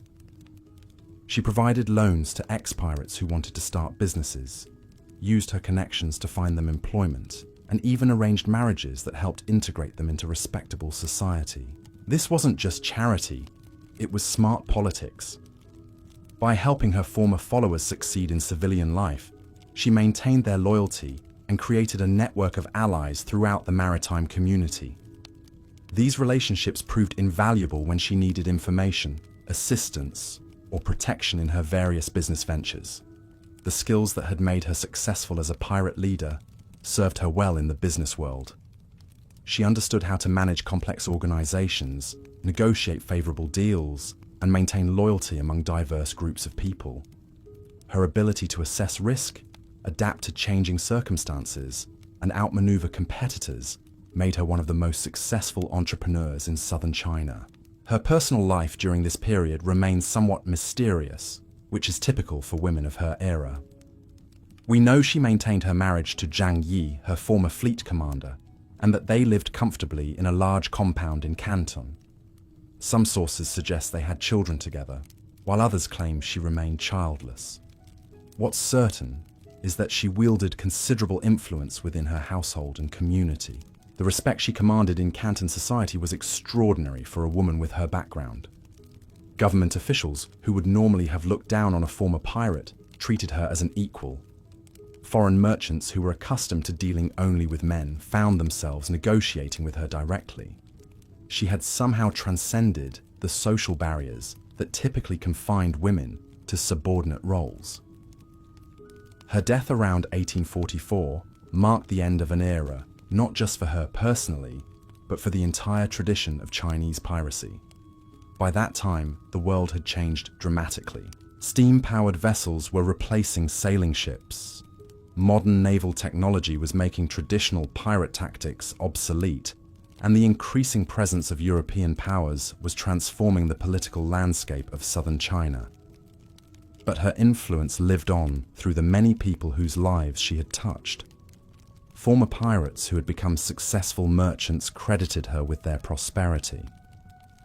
Government officials who had learned to work with, rather than against, maritime communities continued to use negotiation and compromise, rather than pure force. Foreign traders who had dealt with her recognized that Chinese women could be formidable business partners. The transformation of Qing Shi from pirate queen to respected businesswoman represents one of the most successful career changes in history. She didn't just survive the transition from outlaw to citizen, she thrived, building a new kind of power that was arguably more lasting and influential than what she had wielded at sea. Her story challenges every assumption about gender, class, and social mobility in traditional Chinese society. She proved that intelligence, determination, and adaptability could overcome almost any obstacle, and that success wasn't limited to people born into privilege or following conventional paths. But Qing Shi's individual achievement, remarkable as it was, represents just one thread in the complex tapestry of Chinese pirate society. To truly understand what she accomplished, we need to explore the forgotten world that produced her, a civilization that existed parallel to official Chinese society for over 1,000 years. The origins of this maritime culture stretch back to the Tang dynasty. When political upheavals and economic disruptions drove thousands of people to seek their fortunes at sea, these weren't just criminals fleeing justice. They were farmers whose land had been destroyed by war, artisans whose crafts were no longer in demand, soldiers whose armies had been disbanded, and merchants whose trade routes had been disrupted. What started as desperate refugees gradually evolved into something entirely new. Communities that were completely adapted to life on the water. These people didn't just use boats for transportation or fishing. They made the ocean their permanent home, creating floating societies that were unlike anything that existed on land. The family structures within these maritime communities were remarkably stable and sophisticated. Multiple generations would live together aboard large vessels that served as floating homes, workshops, and temples. Grandparents, parents, children, aunts, uncles, and cousins all had specific roles and responsibilities that kept the floating household functioning smoothly. Children born into these communities never knew any life except the maritime world. They learned to walk on swaying decks, swim before they could run properly, and navigate by the stars, while other kids their age were learning to read. Their playmates were dolphins and seabirds. Their playground was the vast expanse of the South China Sea. The education these children received was comprehensive and practical. They studied traditional Chinese subjects like calligraphy, poetry, and mathematics. But they also learned specialized maritime skills that couldn't be taught in any land-based school. They understood weather patterns, ocean currents, marine biology, and the complex social dynamics of shipboard life. Marriage within these floating communities created bonds that extended far beyond individual families. Wedding ceremonies were elaborate affairs that involved entire fleets, with hundreds of vessels gathering to celebrate the union of two people. These weren't just romantic occasions, they were political and economic alliances that could affect the fortunes of entire communities. The bride and groom weren't the only ones making commitments. Their families were essentially merging their resources, knowledge, and networks. A marriage between members of different crews might mean sharing fishing grounds, coordinating trading routes, or providing mutual support during dangerous times. The ceremonies themselves were spectacular displays of maritime culture. Decorated junks would parade through the fleet, their sails painted with auspicious symbols, and their decks crowded with musicians, dancers, and celebrants. Fireworks would light up the night sky, and the festivities could continue for days as different crews took turns hosting parties and competitions. The gifts exchanged during these weddings weren't just personal tokens. They were practical items that would help the new couple establish their own household. Tools, weapons, navigation instruments, rare books, medicinal herbs, and precious materials all changed hands as families invested in the future success of the union. But perhaps the most important exchange was knowledge. Each maritime family had their own closely guarded secrets about navigation techniques, fishing methods, weather prediction, and profitable trading routes. Marriage was one of the few ways this valuable information spread between different groups. The role of women in these floating societies was far more complex and important than in land-based Chinese culture. Women weren't just wives and mothers, they were administrators, negotiators, spiritual leaders, and sometimes military commanders. The practical demands of maritime life meant that everyone had to contribute their skills, regardless of gender. Female navigators were particularly valued because they often had better intuitive understanding of weather patterns and ocean conditions. Women managed the complex logistics of keeping large crews fed, healthy, and supplied during long voyages. They served as diplomats who could negotiate with government officials, foreign merchants, and rival crews. The spiritual life of these maritime communities blended traditional Chinese beliefs with practices that were specifically adapted to life at sea. Ships carried elaborate shrines dedicated to various deities, but the most important were the gods and goddesses who protected sailors from storms, pirates, and other maritime dangers. The The goddess Mazu was particularly revered by these communities. According to legend, she had been a mortal woman who gained supernatural powers and dedicated her existence to protecting sailors. Her temples could be found on vessels throughout the South China Sea, and elaborate ceremonies were held in her honor before dangerous voyages. But these maritime communities didn't just worship established deities. They created their own spiritual traditions that reflected their unique way of life.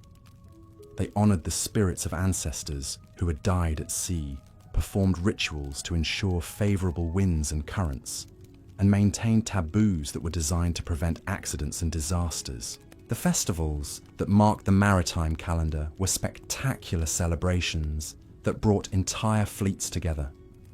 The Dragon Boat Festival was particularly important, with crews competing in elaborate races that tested their skill, coordination, and courage. These competitions weren't just entertainment, they were training exercises that prepared crews for the teamwork they would need during emergencies. The Mid-Autumn Festival was another major celebration, when families would gather on the decks of their vessels to admire the full moon and share traditional foods. Lantern displays would turn entire fleets into floating cities of light, visible for miles across the dark ocean. These festivals maintained cultural connections to land-based Chinese traditions while adapting them to maritime life. The New Year celebrations were perhaps the most elaborate of all, lasting for weeks as different crews took turns hosting parties and ceremonies. These weren't just social occasions, they were opportunities for communities to renew their bonds, settle disputes, arrange marriages, and plan activities for the coming year. The artistic traditions that flourished within these maritime communities were unique expressions of their oceanic lifestyle.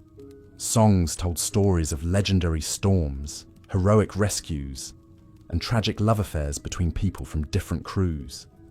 These ballads weren't just entertainment, they were historical records that preserved the memory of important events and cultural values. The visual arts that developed aboard these vessels were adapted to the constraints and opportunities of maritime life. Painters worked on sails, hulls, and cabin walls, creating images that celebrated the beauty and danger of life at sea.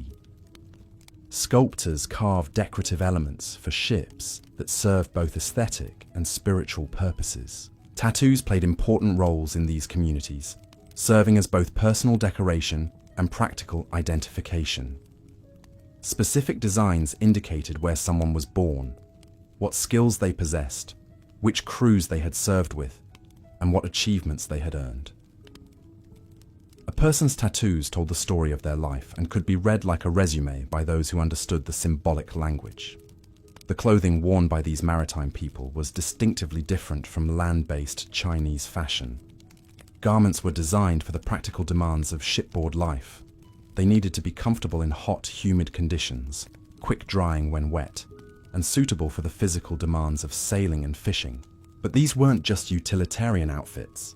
They were expressions of cultural identity and personal status. The colors, patterns, and decorative elements used in maritime clothing conveyed information about the wearer's family background, crew affiliation, and social position. Wealthy captains and their families wore elaborate costumes that displayed their prosperity and taste. The languages spoken within these communities evolved into unique dialects that borrowed words and phrases from all the cultures they encountered in their travels. These maritime languages served as common tongues that allowed people from different regions and backgrounds to communicate effectively, creating a sense of shared identity that transcended local loyalties. The economic systems that sustained these floating populations were marvels of innovation and organization.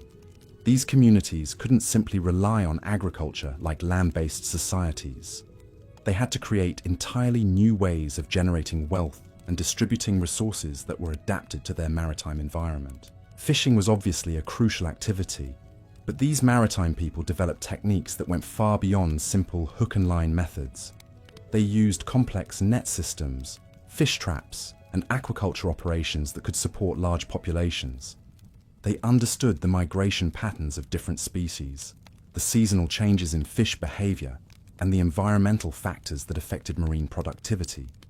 But fishing was just one part of a diversified economy that included trading, transportation services, salvage operations, and various forms of maritime craftsmanship.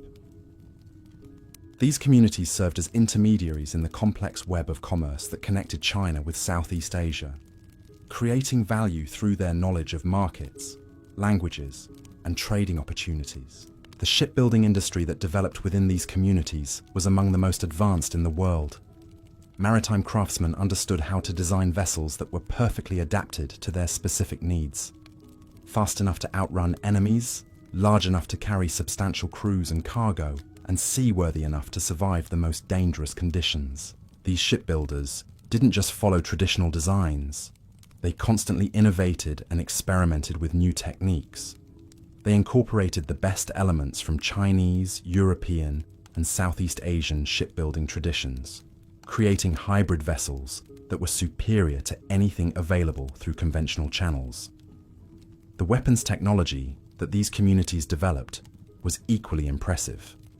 Maritime warfare required specialized equipment that was different from land-based military gear.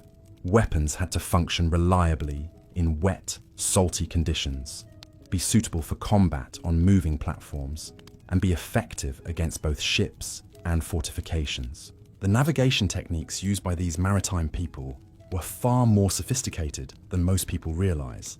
They didn't just rely on compasses and charts. They used complex systems that incorporated astronomical observations, understanding of ocean currents, knowledge of wind patterns, and even analysis of wave formations and bird behavior. The most skilled navigators could determine their position within a few miles, even when they were hundreds of miles from the nearest land. They understood how to read the subtle signs that indicated the presence of islands, reefs, or other hazards long before they became visible. This knowledge was closely guarded and passed down through generations of maritime families. The medical knowledge that accumulated within these communities was extraordinary. Ship doctors had to deal with everything from combat wounds to tropical diseases to the various health problems that developed during long periods at sea. They developed treatments and surgical techniques that were often more effective than what was available in major cities. These medical practitioners understood the importance of nutrition in maintaining health during extended voyages. They knew which foods prevented scurvy, how to treat dehydration and heat exhaustion, and what remedies worked best for the digestive problems that commonly affected sailors. They also understood the psychological aspects of health and developed techniques for maintaining morale and mental stability. The role of elderly people in these maritime communities was particularly important. Older individuals who could no longer perform physically demanding tasks became the keepers of traditional knowledge, teaching young people the complex skills they would need to survive and prosper in maritime life. Their experience and wisdom were valued resources that contributed to the success of entire communities. The care of children within these floating societies was a community responsibility that extended far beyond immediate family members. Everyone understood that children represented the future of their way of life, and considerable resources were invested in ensuring they received proper education, training, and socialization. Children weren't just passengers or burdens. They were active participants in community life from a very early age. They had specific responsibilities and duties that contributed to the welfare of their crews. This early involvement in adult activities gave them practical experience and helped them develop the skills they would need as they matured. The games and activities that entertained these maritime children were often educational as well as fun. They played games that taught navigation skills, practiced combat techniques through mock battles, and learned about marine life through hands-on interaction with the ocean environment. Their toys were often miniature versions of adult tools and equipment. The coming-of-age ceremonies that marked the transition from childhood to adulthood were elaborate affairs that involved entire crews. These rituals weren't just symbolic. They were practical tests that demonstrated a young person's readiness to take on adult responsibilities. Successful completion of these ceremonies was required before someone could marry, own property, or hold positions of authority. The social hierarchies within these maritime communities were complex but generally fair. Status was based on a combination of factors including family background, personal achievements, demonstrated skills, and contribution to community welfare. Unlike rigid caste systems, there was considerable opportunity for social mobility based on merit and effort. Leadership positions were typically earned through a combination of hereditary privilege and demonstrated competence. The children of captains and other officials had advantages, but they still had to prove themselves worthy of authority. Communities that were led by incompetent leaders rarely survived for long in the dangerous maritime environment. The legal systems that governed these floating societies were sophisticated frameworks that balanced individual rights with community needs. Laws covered everything from property disputes to marriage arrangements to criminal behavior. Enforcement was typically handled by councils of respected community members who understood both traditional precedent and current circumstances. Punishment for crimes was designed to maintain community harmony while deterring future misconduct. Minor offenses might result in public humiliation or additional work duties, while serious crimes could lead to expulsion from the community or even death. The severity of punishment often depended on whether the crime threatened the survival or welfare of the entire group. The dispute resolution mechanisms used by these communities were remarkably effective at maintaining peace and cooperation within the confined spaces of ships and fleets. Mediation and negotiation were preferred over confrontation, and considerable effort was made to find solutions that satisfied all parties involved in a conflict. The seasonal rhythms that governed maritime life were dictated by monsoons, typhoons, and the migration patterns of both fish and trading vessels. These communities had to plan their activities around natural cycles that were beyond their control, developing strategies for surviving dangerous periods and maximizing opportunities during favorable seasons. During typhoon season, entire fleets would seek shelter in protected harbors and hidden coves where they could ride out the storms. These periods of enforced inactivity weren't wasted time. They were opportunities for ship maintenance, equipment repair, social activities, and strategic planning. Communities that used these periods productively were more successful than those that simply waited for better weather. The spring and fall months, when weather conditions were most favorable, were the peak seasons for major trading expeditions and other ambitious undertakings. Communities would plan their most important activities during these periods, knowing they would have the best chance of success and the lowest risk of weather-related disasters. The winter months brought different challenges and opportunities. While stormy weather made navigation more dangerous, it also provided cover for activities that required secrecy or stealth. The most skilled maritime people could operate year-round by adapting their tactics and strategies to seasonal conditions. The environmental knowledge that these communities accumulated over centuries of maritime life was extraordinary. They understood ocean currents, weather patterns, marine ecosystems, and seasonal changes better than most professional scientists. This knowledge was essential for survival and was carefully preserved and transmitted through generations. Conservation practices within these maritime communities were often more sophisticated than those of land-based societies. These people understood that their long-term survival depended on maintaining the marine resources they relied upon.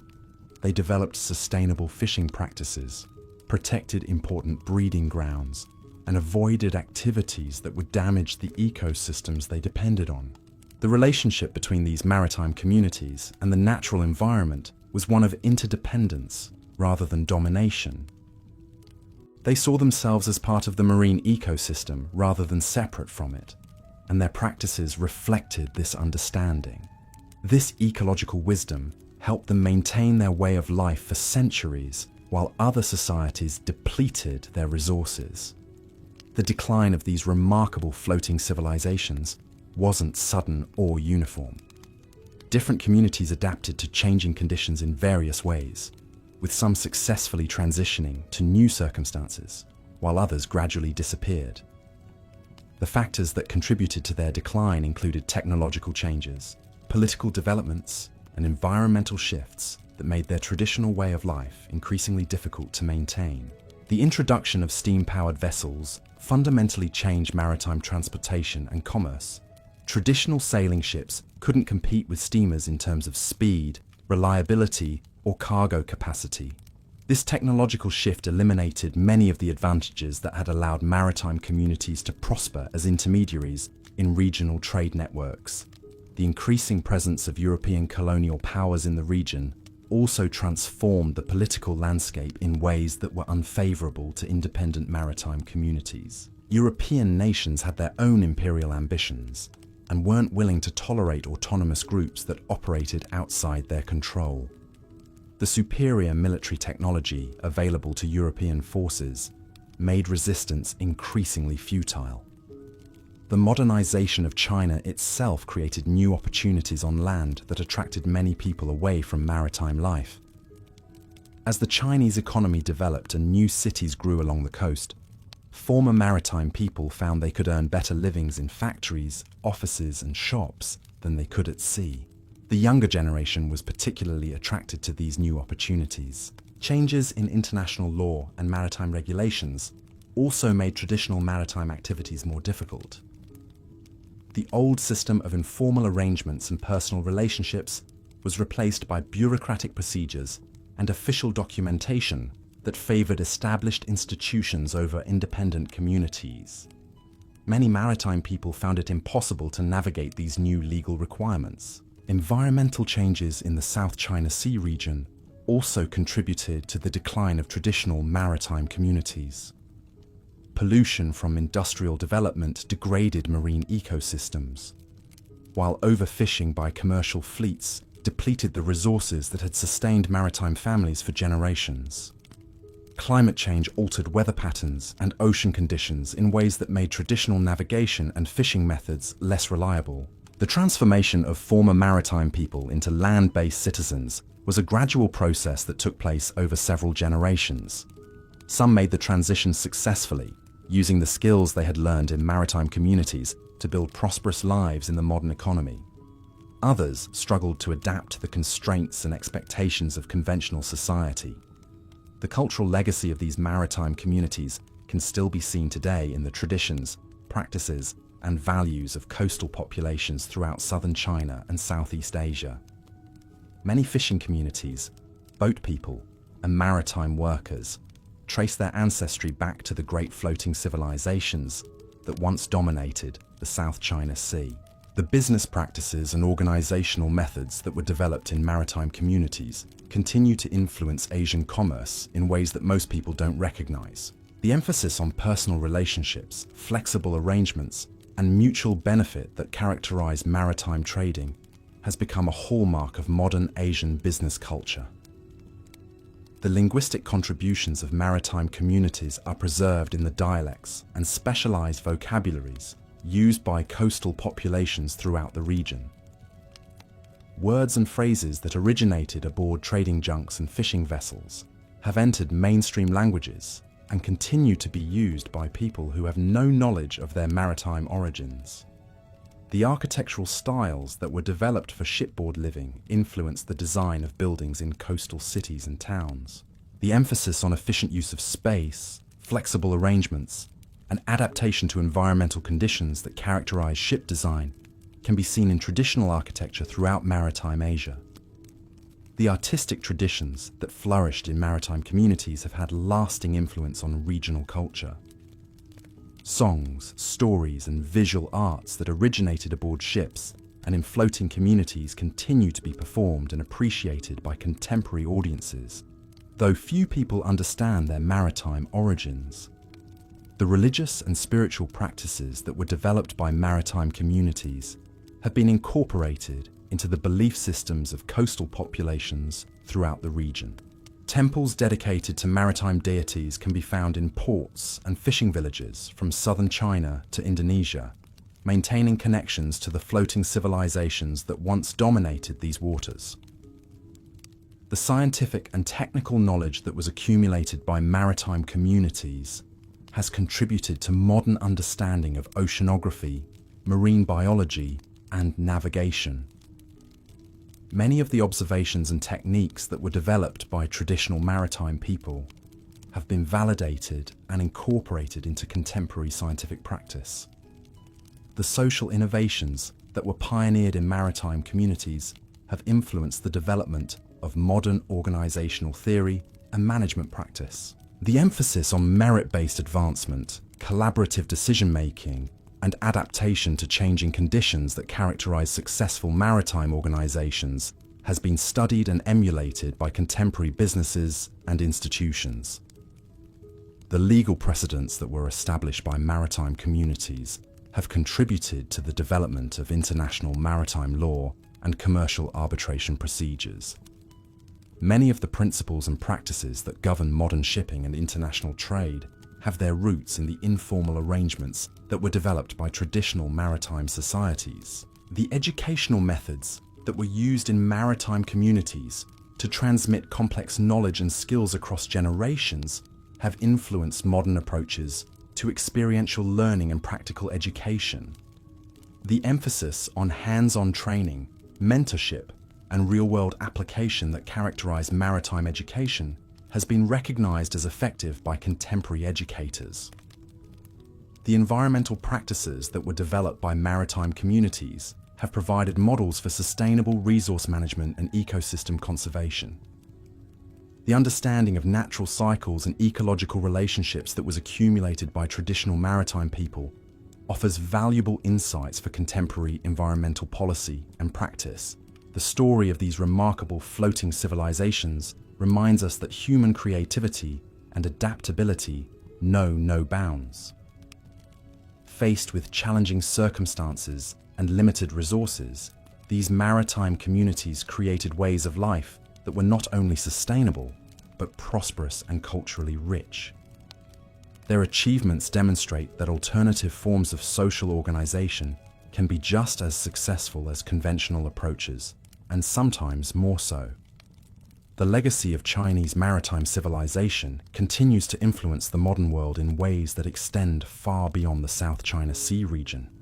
The principles and practices that were developed by these floating communities have been adopted and adapted by societies around the globe, contributing to human knowledge and capability in countless ways. Understanding this forgotten chapter of human history changes our perspective on what is possible when people are free to innovate and experiment with new forms of social organization.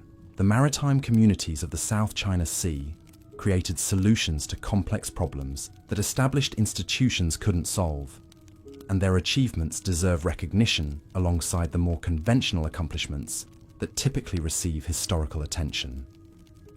The personal stories of the individuals who lived in these floating worlds remind us that behind every historical phenomenon are real people with hopes, dreams, fears, and ambitions. The sailors, traders, families, and communities who created this remarkable civilization were not so different from ourselves. They were simply people trying to build better lives for themselves and their children under the circumstances they faced. Their success in creating prosperous, stable, and culturally rich communities under challenging conditions offers inspiration and practical lessons for contemporary societies facing their own difficulties. The maritime people of the South China Sea proved that it is possible to thrive even when conventional approaches fail, and their example continues to inspire those who refuse to accept that their circumstances are hopeless. The transformation of Qing Shi from courtesan to pirate queen to respectable businesswoman represents the ultimate expression of the possibilities that existed within this maritime world. Her story demonstrates that in societies that value competence over convention, extraordinary individuals can achieve things that seem impossible under normal circumstances. But perhaps the most important lesson from this forgotten civilization is that human communities are capable of far more creativity, cooperation, and achievement than we often imagine. When people are united by common purposes and shared challenges, They can create institutions and ways of life that surpass anything achieved by more conventional societies. The children who grew up in these floating worlds possessed knowledge and skills that were unlike anything available on land. They could read the ocean like a book, understanding the subtle signs that indicated approaching storms, hidden reefs, or profitable fishing grounds. They spoke multiple languages fluently, having encountered traders and travelers from dozens of different cultures during their maritime childhood. These young people developed a unique perspective on life that was shaped by constant movement, cultural diversity, and the ever-present awareness that survival depended on cooperation and mutual support. They understood that rigid thinking and inflexible behavior were luxuries that maritime communities couldn't afford. Adaptability wasn't just a useful trait, it was essential for survival. The courtship rituals that developed within these floating communities were elaborate affairs that could involve multiple crews and extended negotiations between families. Young people didn't simply choose their own romantic partners. Marriages were strategic alliances that affected the welfare of entire communities. But this doesn't mean that love and personal attraction were ignored. Successful maritime marriages required both practical compatibility and emotional connection.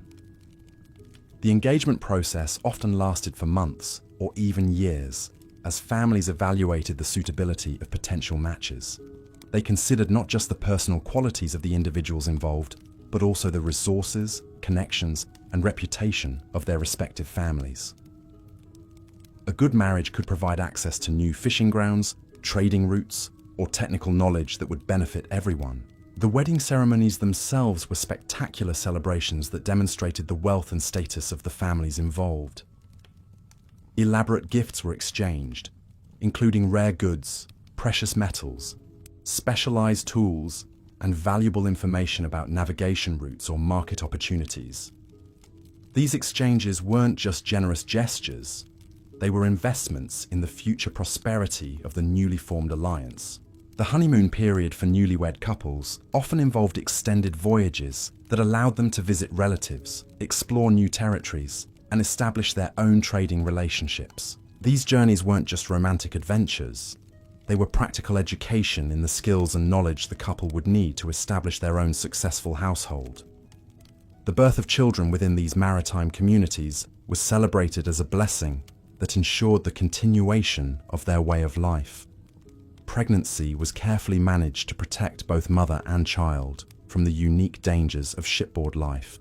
Experienced midwives understood how to handle deliveries in the confined spaces and unstable conditions of ocean-going vessels.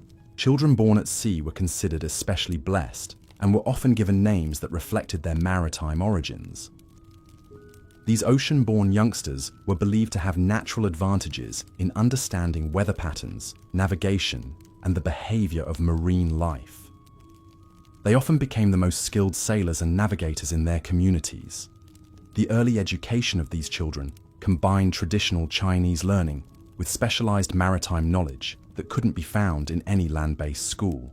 They learned to read and write classical Chinese, but they also mastered the practical skills of seamanship, navigation, and maritime commerce that were essential for success in their floating world.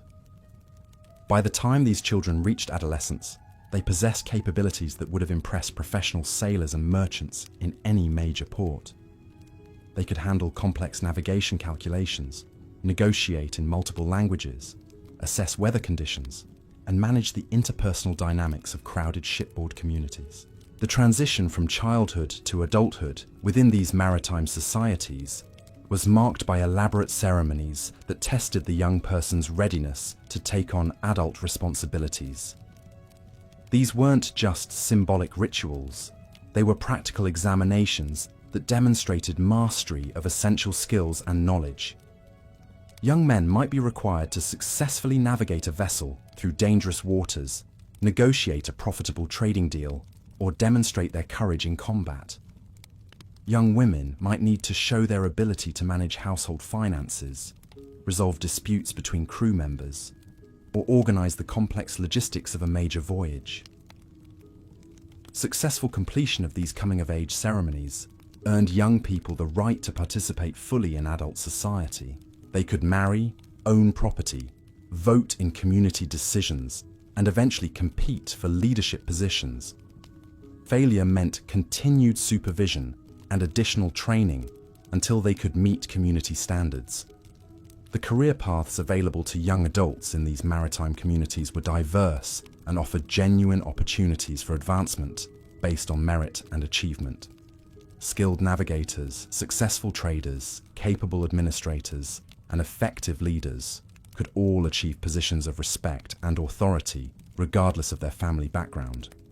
The most talented individuals might eventually command their own vessels, establish successful trading enterprises, or serve as diplomatic representatives to government officials and foreign merchants.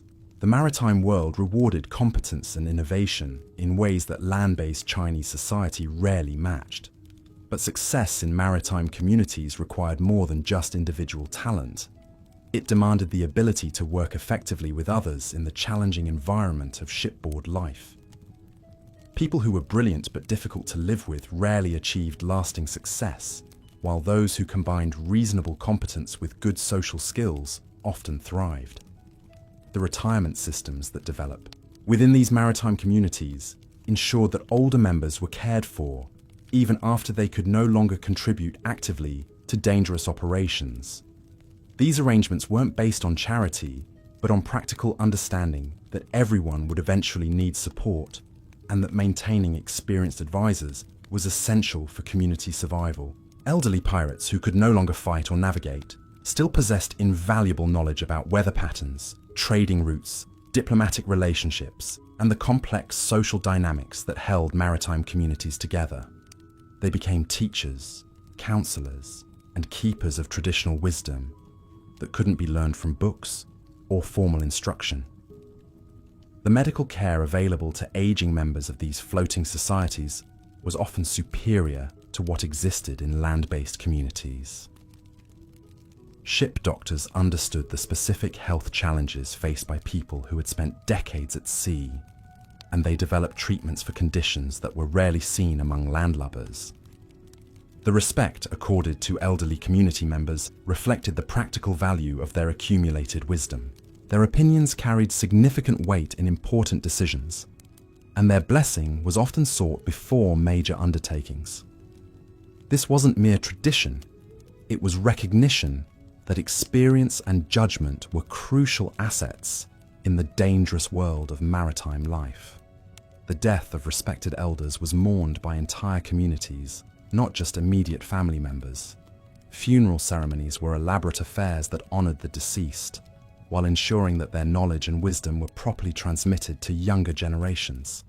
These rituals weren't just emotional expressions, they were practical measures for preserving cultural continuity.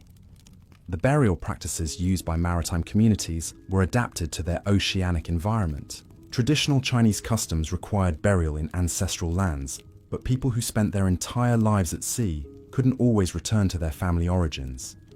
Instead, they developed water burial ceremonies that honored the deceased while acknowledging their permanent connection to the maritime world. The seasonal migrations that governed maritime life created annual rhythms that connected far-flung communities across vast stretches of ocean. Families and crews that might be separated for months would reunite during favorable weather periods, sharing news, conducting business, and maintaining the social bonds that held their civilization together. These reunion periods were intense social occasions that combined business negotiations, matchmaking, dispute resolution, and cultural celebration. Communities used these gatherings to exchange information about new opportunities, coordinate future activities, and resolve conflicts that had developed during periods of separation. The festival celebrations that marked these seasonal gatherings were spectacular displays of maritime culture and prosperity. Entire fleets would converge in protected harbours, creating temporary floating cities that rivaled major land-based ports in size and activity. These events weren't just parties, they were essential institutions that maintained unity within the scattered maritime world. The competitive events that took place during these gatherings served multiple purposes beyond entertainment. Sailing races tested the speed and handling of different vessel designs, while combat demonstrations allowed warriors to display their skills and maintain their reputations. Trading competitions rewarded the most successful merchants and encouraged innovation in commercial practices. The artistic performances that enriched these celebrations were unique expressions of maritime culture that couldn't be found anywhere else. Songs told stories of legendary voyages and heroic deeds, while dances mimicked the movements of ships in heavy seas. These performances weren't just entertainment, they were cultural education that transmitted important values and traditions. The storytelling traditions that flourished during these gatherings preserved the history and mythology of maritime communities in ways that written records never could. Master storytellers were respected figures who commanded large audiences and wielded considerable influence through their ability to shape how events were remembered and interpreted. The technological exchanges that occurred during these seasonal gatherings accelerated innovation throughout the maritime world. Shipbuilders, navigators, weapons makers, and other specialists shared their latest developments with colleagues from other communities, creating a collaborative environment that promoted rapid advancement. The diplomatic activities that took place during these gatherings were crucial for maintaining peaceful relationships between different maritime communities. Disputes were resolved, alliances were negotiated, and agreements were reached that governed interactions throughout the following year. These weren't informal discussions, they were serious diplomatic conferences that shaped the political landscape of the maritime world. The economic transactions that occurred during these seasonal gatherings created markets that were larger and more sophisticated than anything available in land-based ports. Rare goods from across the region changed hands, new trading relationships were established, and investment opportunities were evaluated and funded. The information exchanges that took place during these gatherings created intelligence networks that spanned the entire South China Sea region. News about political developments, weather patterns, market conditions, and security threats was shared freely among trusted community members, creating collective knowledge that benefited everyone. The marriage negotiations that occurred during these gatherings were complex diplomatic processes that could affect relationships between entire communities. Families used these opportunities to evaluate potential matches, negotiate terms, and arrange unions that would strengthen alliances and create new opportunities for cooperation. The religious ceremonies that marked these seasonal gatherings reflected the unique spiritual beliefs of maritime communities. Traditional Chinese religious observances were combined with maritime-specific rituals that honored sea gods, blessed vessels and crews, and sought protection for the dangerous voyages ahead. The educational activities that took place during these gatherings allowed young people to learn from masters and specialists who might visit their home communities only once per year. These intensive learning periods were crucial for maintaining the high levels of skill and knowledge that maritime life demanded. The recruitment activities that occurred during these gatherings allowed successful communities to attract new members while giving individuals opportunities to find positions that match their skills and ambitions. These weren't casual arrangements. They were formal employment negotiations that could determine someone's future prospects. The retirement ceremonies that marked the end of active careers were important transitions that affected entire communities. Experienced leaders, skilled specialists, and respected elders formally transferred their responsibilities to younger successors, ensuring continuity while allowing older members to enjoy well-earned rest. The legacy planning that took place during these gatherings ensured that the knowledge, resources, and relationships that individuals had accumulated during their careers were properly distributed to benefit future generations. These weren't just personal decisions. They were community investments in long-term prosperity and stability. The transformation of these remarkable floating civilizations didn't happen overnight, and it wasn't uniform across all communities.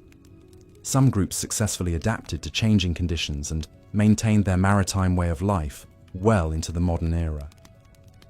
Others gradually transitioned to land-based occupations, while still others simply disappeared as their members scattered to pursue individual opportunities.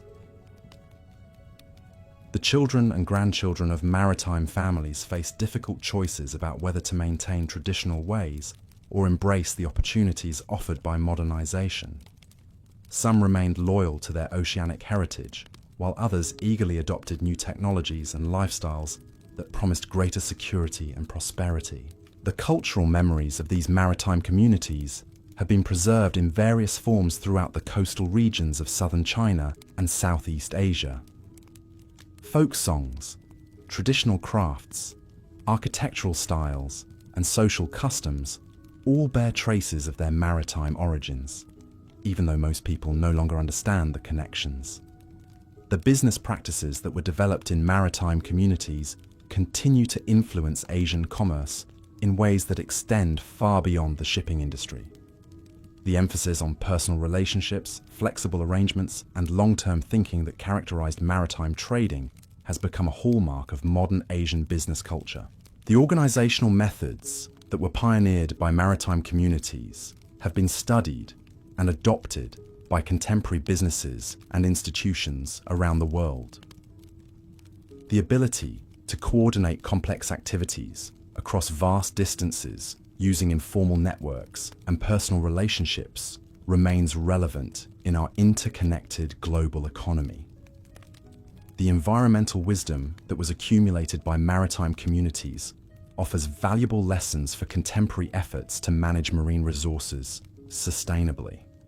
Their understanding of natural cycles, ecosystem relationships, and conservation practices provides models that are still applicable today. The social innovations that were developed by maritime communities have influenced modern approaches to community organization, conflict resolution, and cooperative management. Their success in creating stable, prosperous societies under challenging conditions demonstrates the potential for alternative forms of social organization. The technological achievements of maritime communities contributed to the development of navigation, shipbuilding, and maritime commerce in ways that are still apparent today. Many of the techniques and innovations that they pioneered have been incorporated into modern maritime technology and practice. The diplomatic traditions that were established by maritime communities have influenced the development of international law and commercial arbitration procedures. Their success in managing relationships between diverse groups with competing interests offers lessons that remain relevant for contemporary international relations. The educational methods that were used by maritime communities to transmit complex knowledge and skills across generations have been recognized as effective by modern educators. Their emphasis on practical learning, mentorship, and real-world application provides models for contemporary educational reform. The artistic and cultural contributions of maritime communities have enriched the heritage of the entire region in ways that continue to be appreciated today. Their songs, stories, visual arts, and performance traditions remain vibrant parts of contemporary cultural expression. The linguistic innovations that emerged from maritime communities have influenced the development of regional languages and communication systems. Their creation of specialized vocabularies and communication methods has contributed to human knowledge about language development and cultural transmission. The legacy of these remarkable floating civilizations reminds us that human creativity and adaptability are virtually limitless when people are free to innovate and experiment with new forms of social organization. The maritime communities of the South China Sea created solutions to complex problems that established institutions couldn't solve, and their achievements deserve recognition alongside more conventional historical accomplishments. The story of Qing Shi and the civilization that produced her challenges are assumptions about what is possible when individuals are given opportunities to develop their full potential regardless of their background or circumstances. Her transformation from humble origins to commanding respect from emperors demonstrates that exceptional leadership can emerge from anywhere when conditions allow it to flourish. The peaceful resolution of the conflicts between pirates and the imperial government shows that even the most serious disputes can sometimes be resolved through negotiation and compromise when both sides recognize each other's legitimate interests and practical capabilities. This example remains relevant for contemporary efforts to resolve conflicts through diplomacy rather than force. The successful integration of former pirates into legitimate society demonstrates that people can change and adapt when given appropriate incentives and support. The skills and knowledge that made individuals successful in one context often prove valuable in very different circumstances, suggesting that human potential is more transferable and adaptable than we often assume. The environmental practices that were developed by maritime communities offer models for sustainable resource management that remain relevant today. Their understanding that long-term prosperity depends on maintaining the natural systems that support human activity provides lessons that contemporary societies desperately need to learn. The social innovations that were pioneered by maritime communities demonstrate that alternative forms of organization can be just as effective as conventional approaches, and sometimes more so. Their success in creating fair, efficient, and responsive institutions offers inspiration for contemporary efforts at social and political reform. But perhaps the most important lesson from this forgotten chapter of human history is that ordinary people facing extraordinary challenges can create solutions that surpass anything achieved by established institutions. The pirates of the South China Sea weren't superhuman. They were regular people who found ways to thrive in difficult circumstances by working together, thinking creatively, and refusing to accept that their situation was hopeless. Their story reminds us that human potential is far greater than we often imagine, and that some of our greatest achievements come not from following established rules, but from having the courage to create new ones when the old ones no longer serve our needs. The floating civilizations they created were testaments to human ingenuity, cooperation, and determination that continue to inspire us today. The transformation of criminal organizations into legitimate institutions shows how fluid the boundaries between legal and illegal activities can be, and how institutions that serve useful social functions can evolve and adapt to changing circumstances regardless of their origins. This understanding remains relevant for contemporary efforts to reform and improve social institutions. The legacy of Chinese maritime civilization continues to influence the modern world in ways that extend far beyond historical curiosity. The principles and practices that were developed by these floating communities have been adopted and adapted by societies around the globe, contributing to human knowledge and capability in countless ways that most people never recognize. Understanding this remarkable chapter of human history changes our perspective on what is possible when people are united by common purposes and shared challenges. The maritime communities of the South China Sea proved that human societies are capable of far more creativity, cooperation, and achievement than we often imagine, and their example continues to inspire those who refuse to accept conventional limitations on human potential. The personal stories of the individuals who lived in these floating worlds remind us that behind every historical phenomenon are real people with hopes, dreams, fears, and ambitions who were simply trying to build better lives for themselves and their families under the circumstances they faced. Their success in creating prosperous, stable, and culturally rich communities under challenging conditions offers both inspiration and practical lessons for our own efforts to create better societies and more fulfilling lives.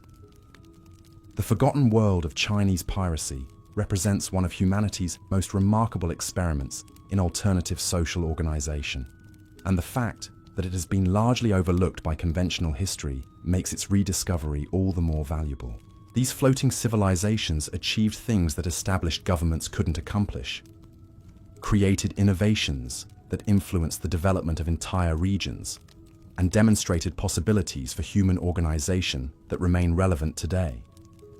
The story of Qing Shi and the maritime world that produced her is ultimately a story about human potential and the remarkable things that become possible when that potential is allowed to flourish. It reminds us that the boundaries we accept as permanent are often more flexible than we imagine, and that extraordinary achievements are within reach of ordinary people who have the vision and determination to pursue them.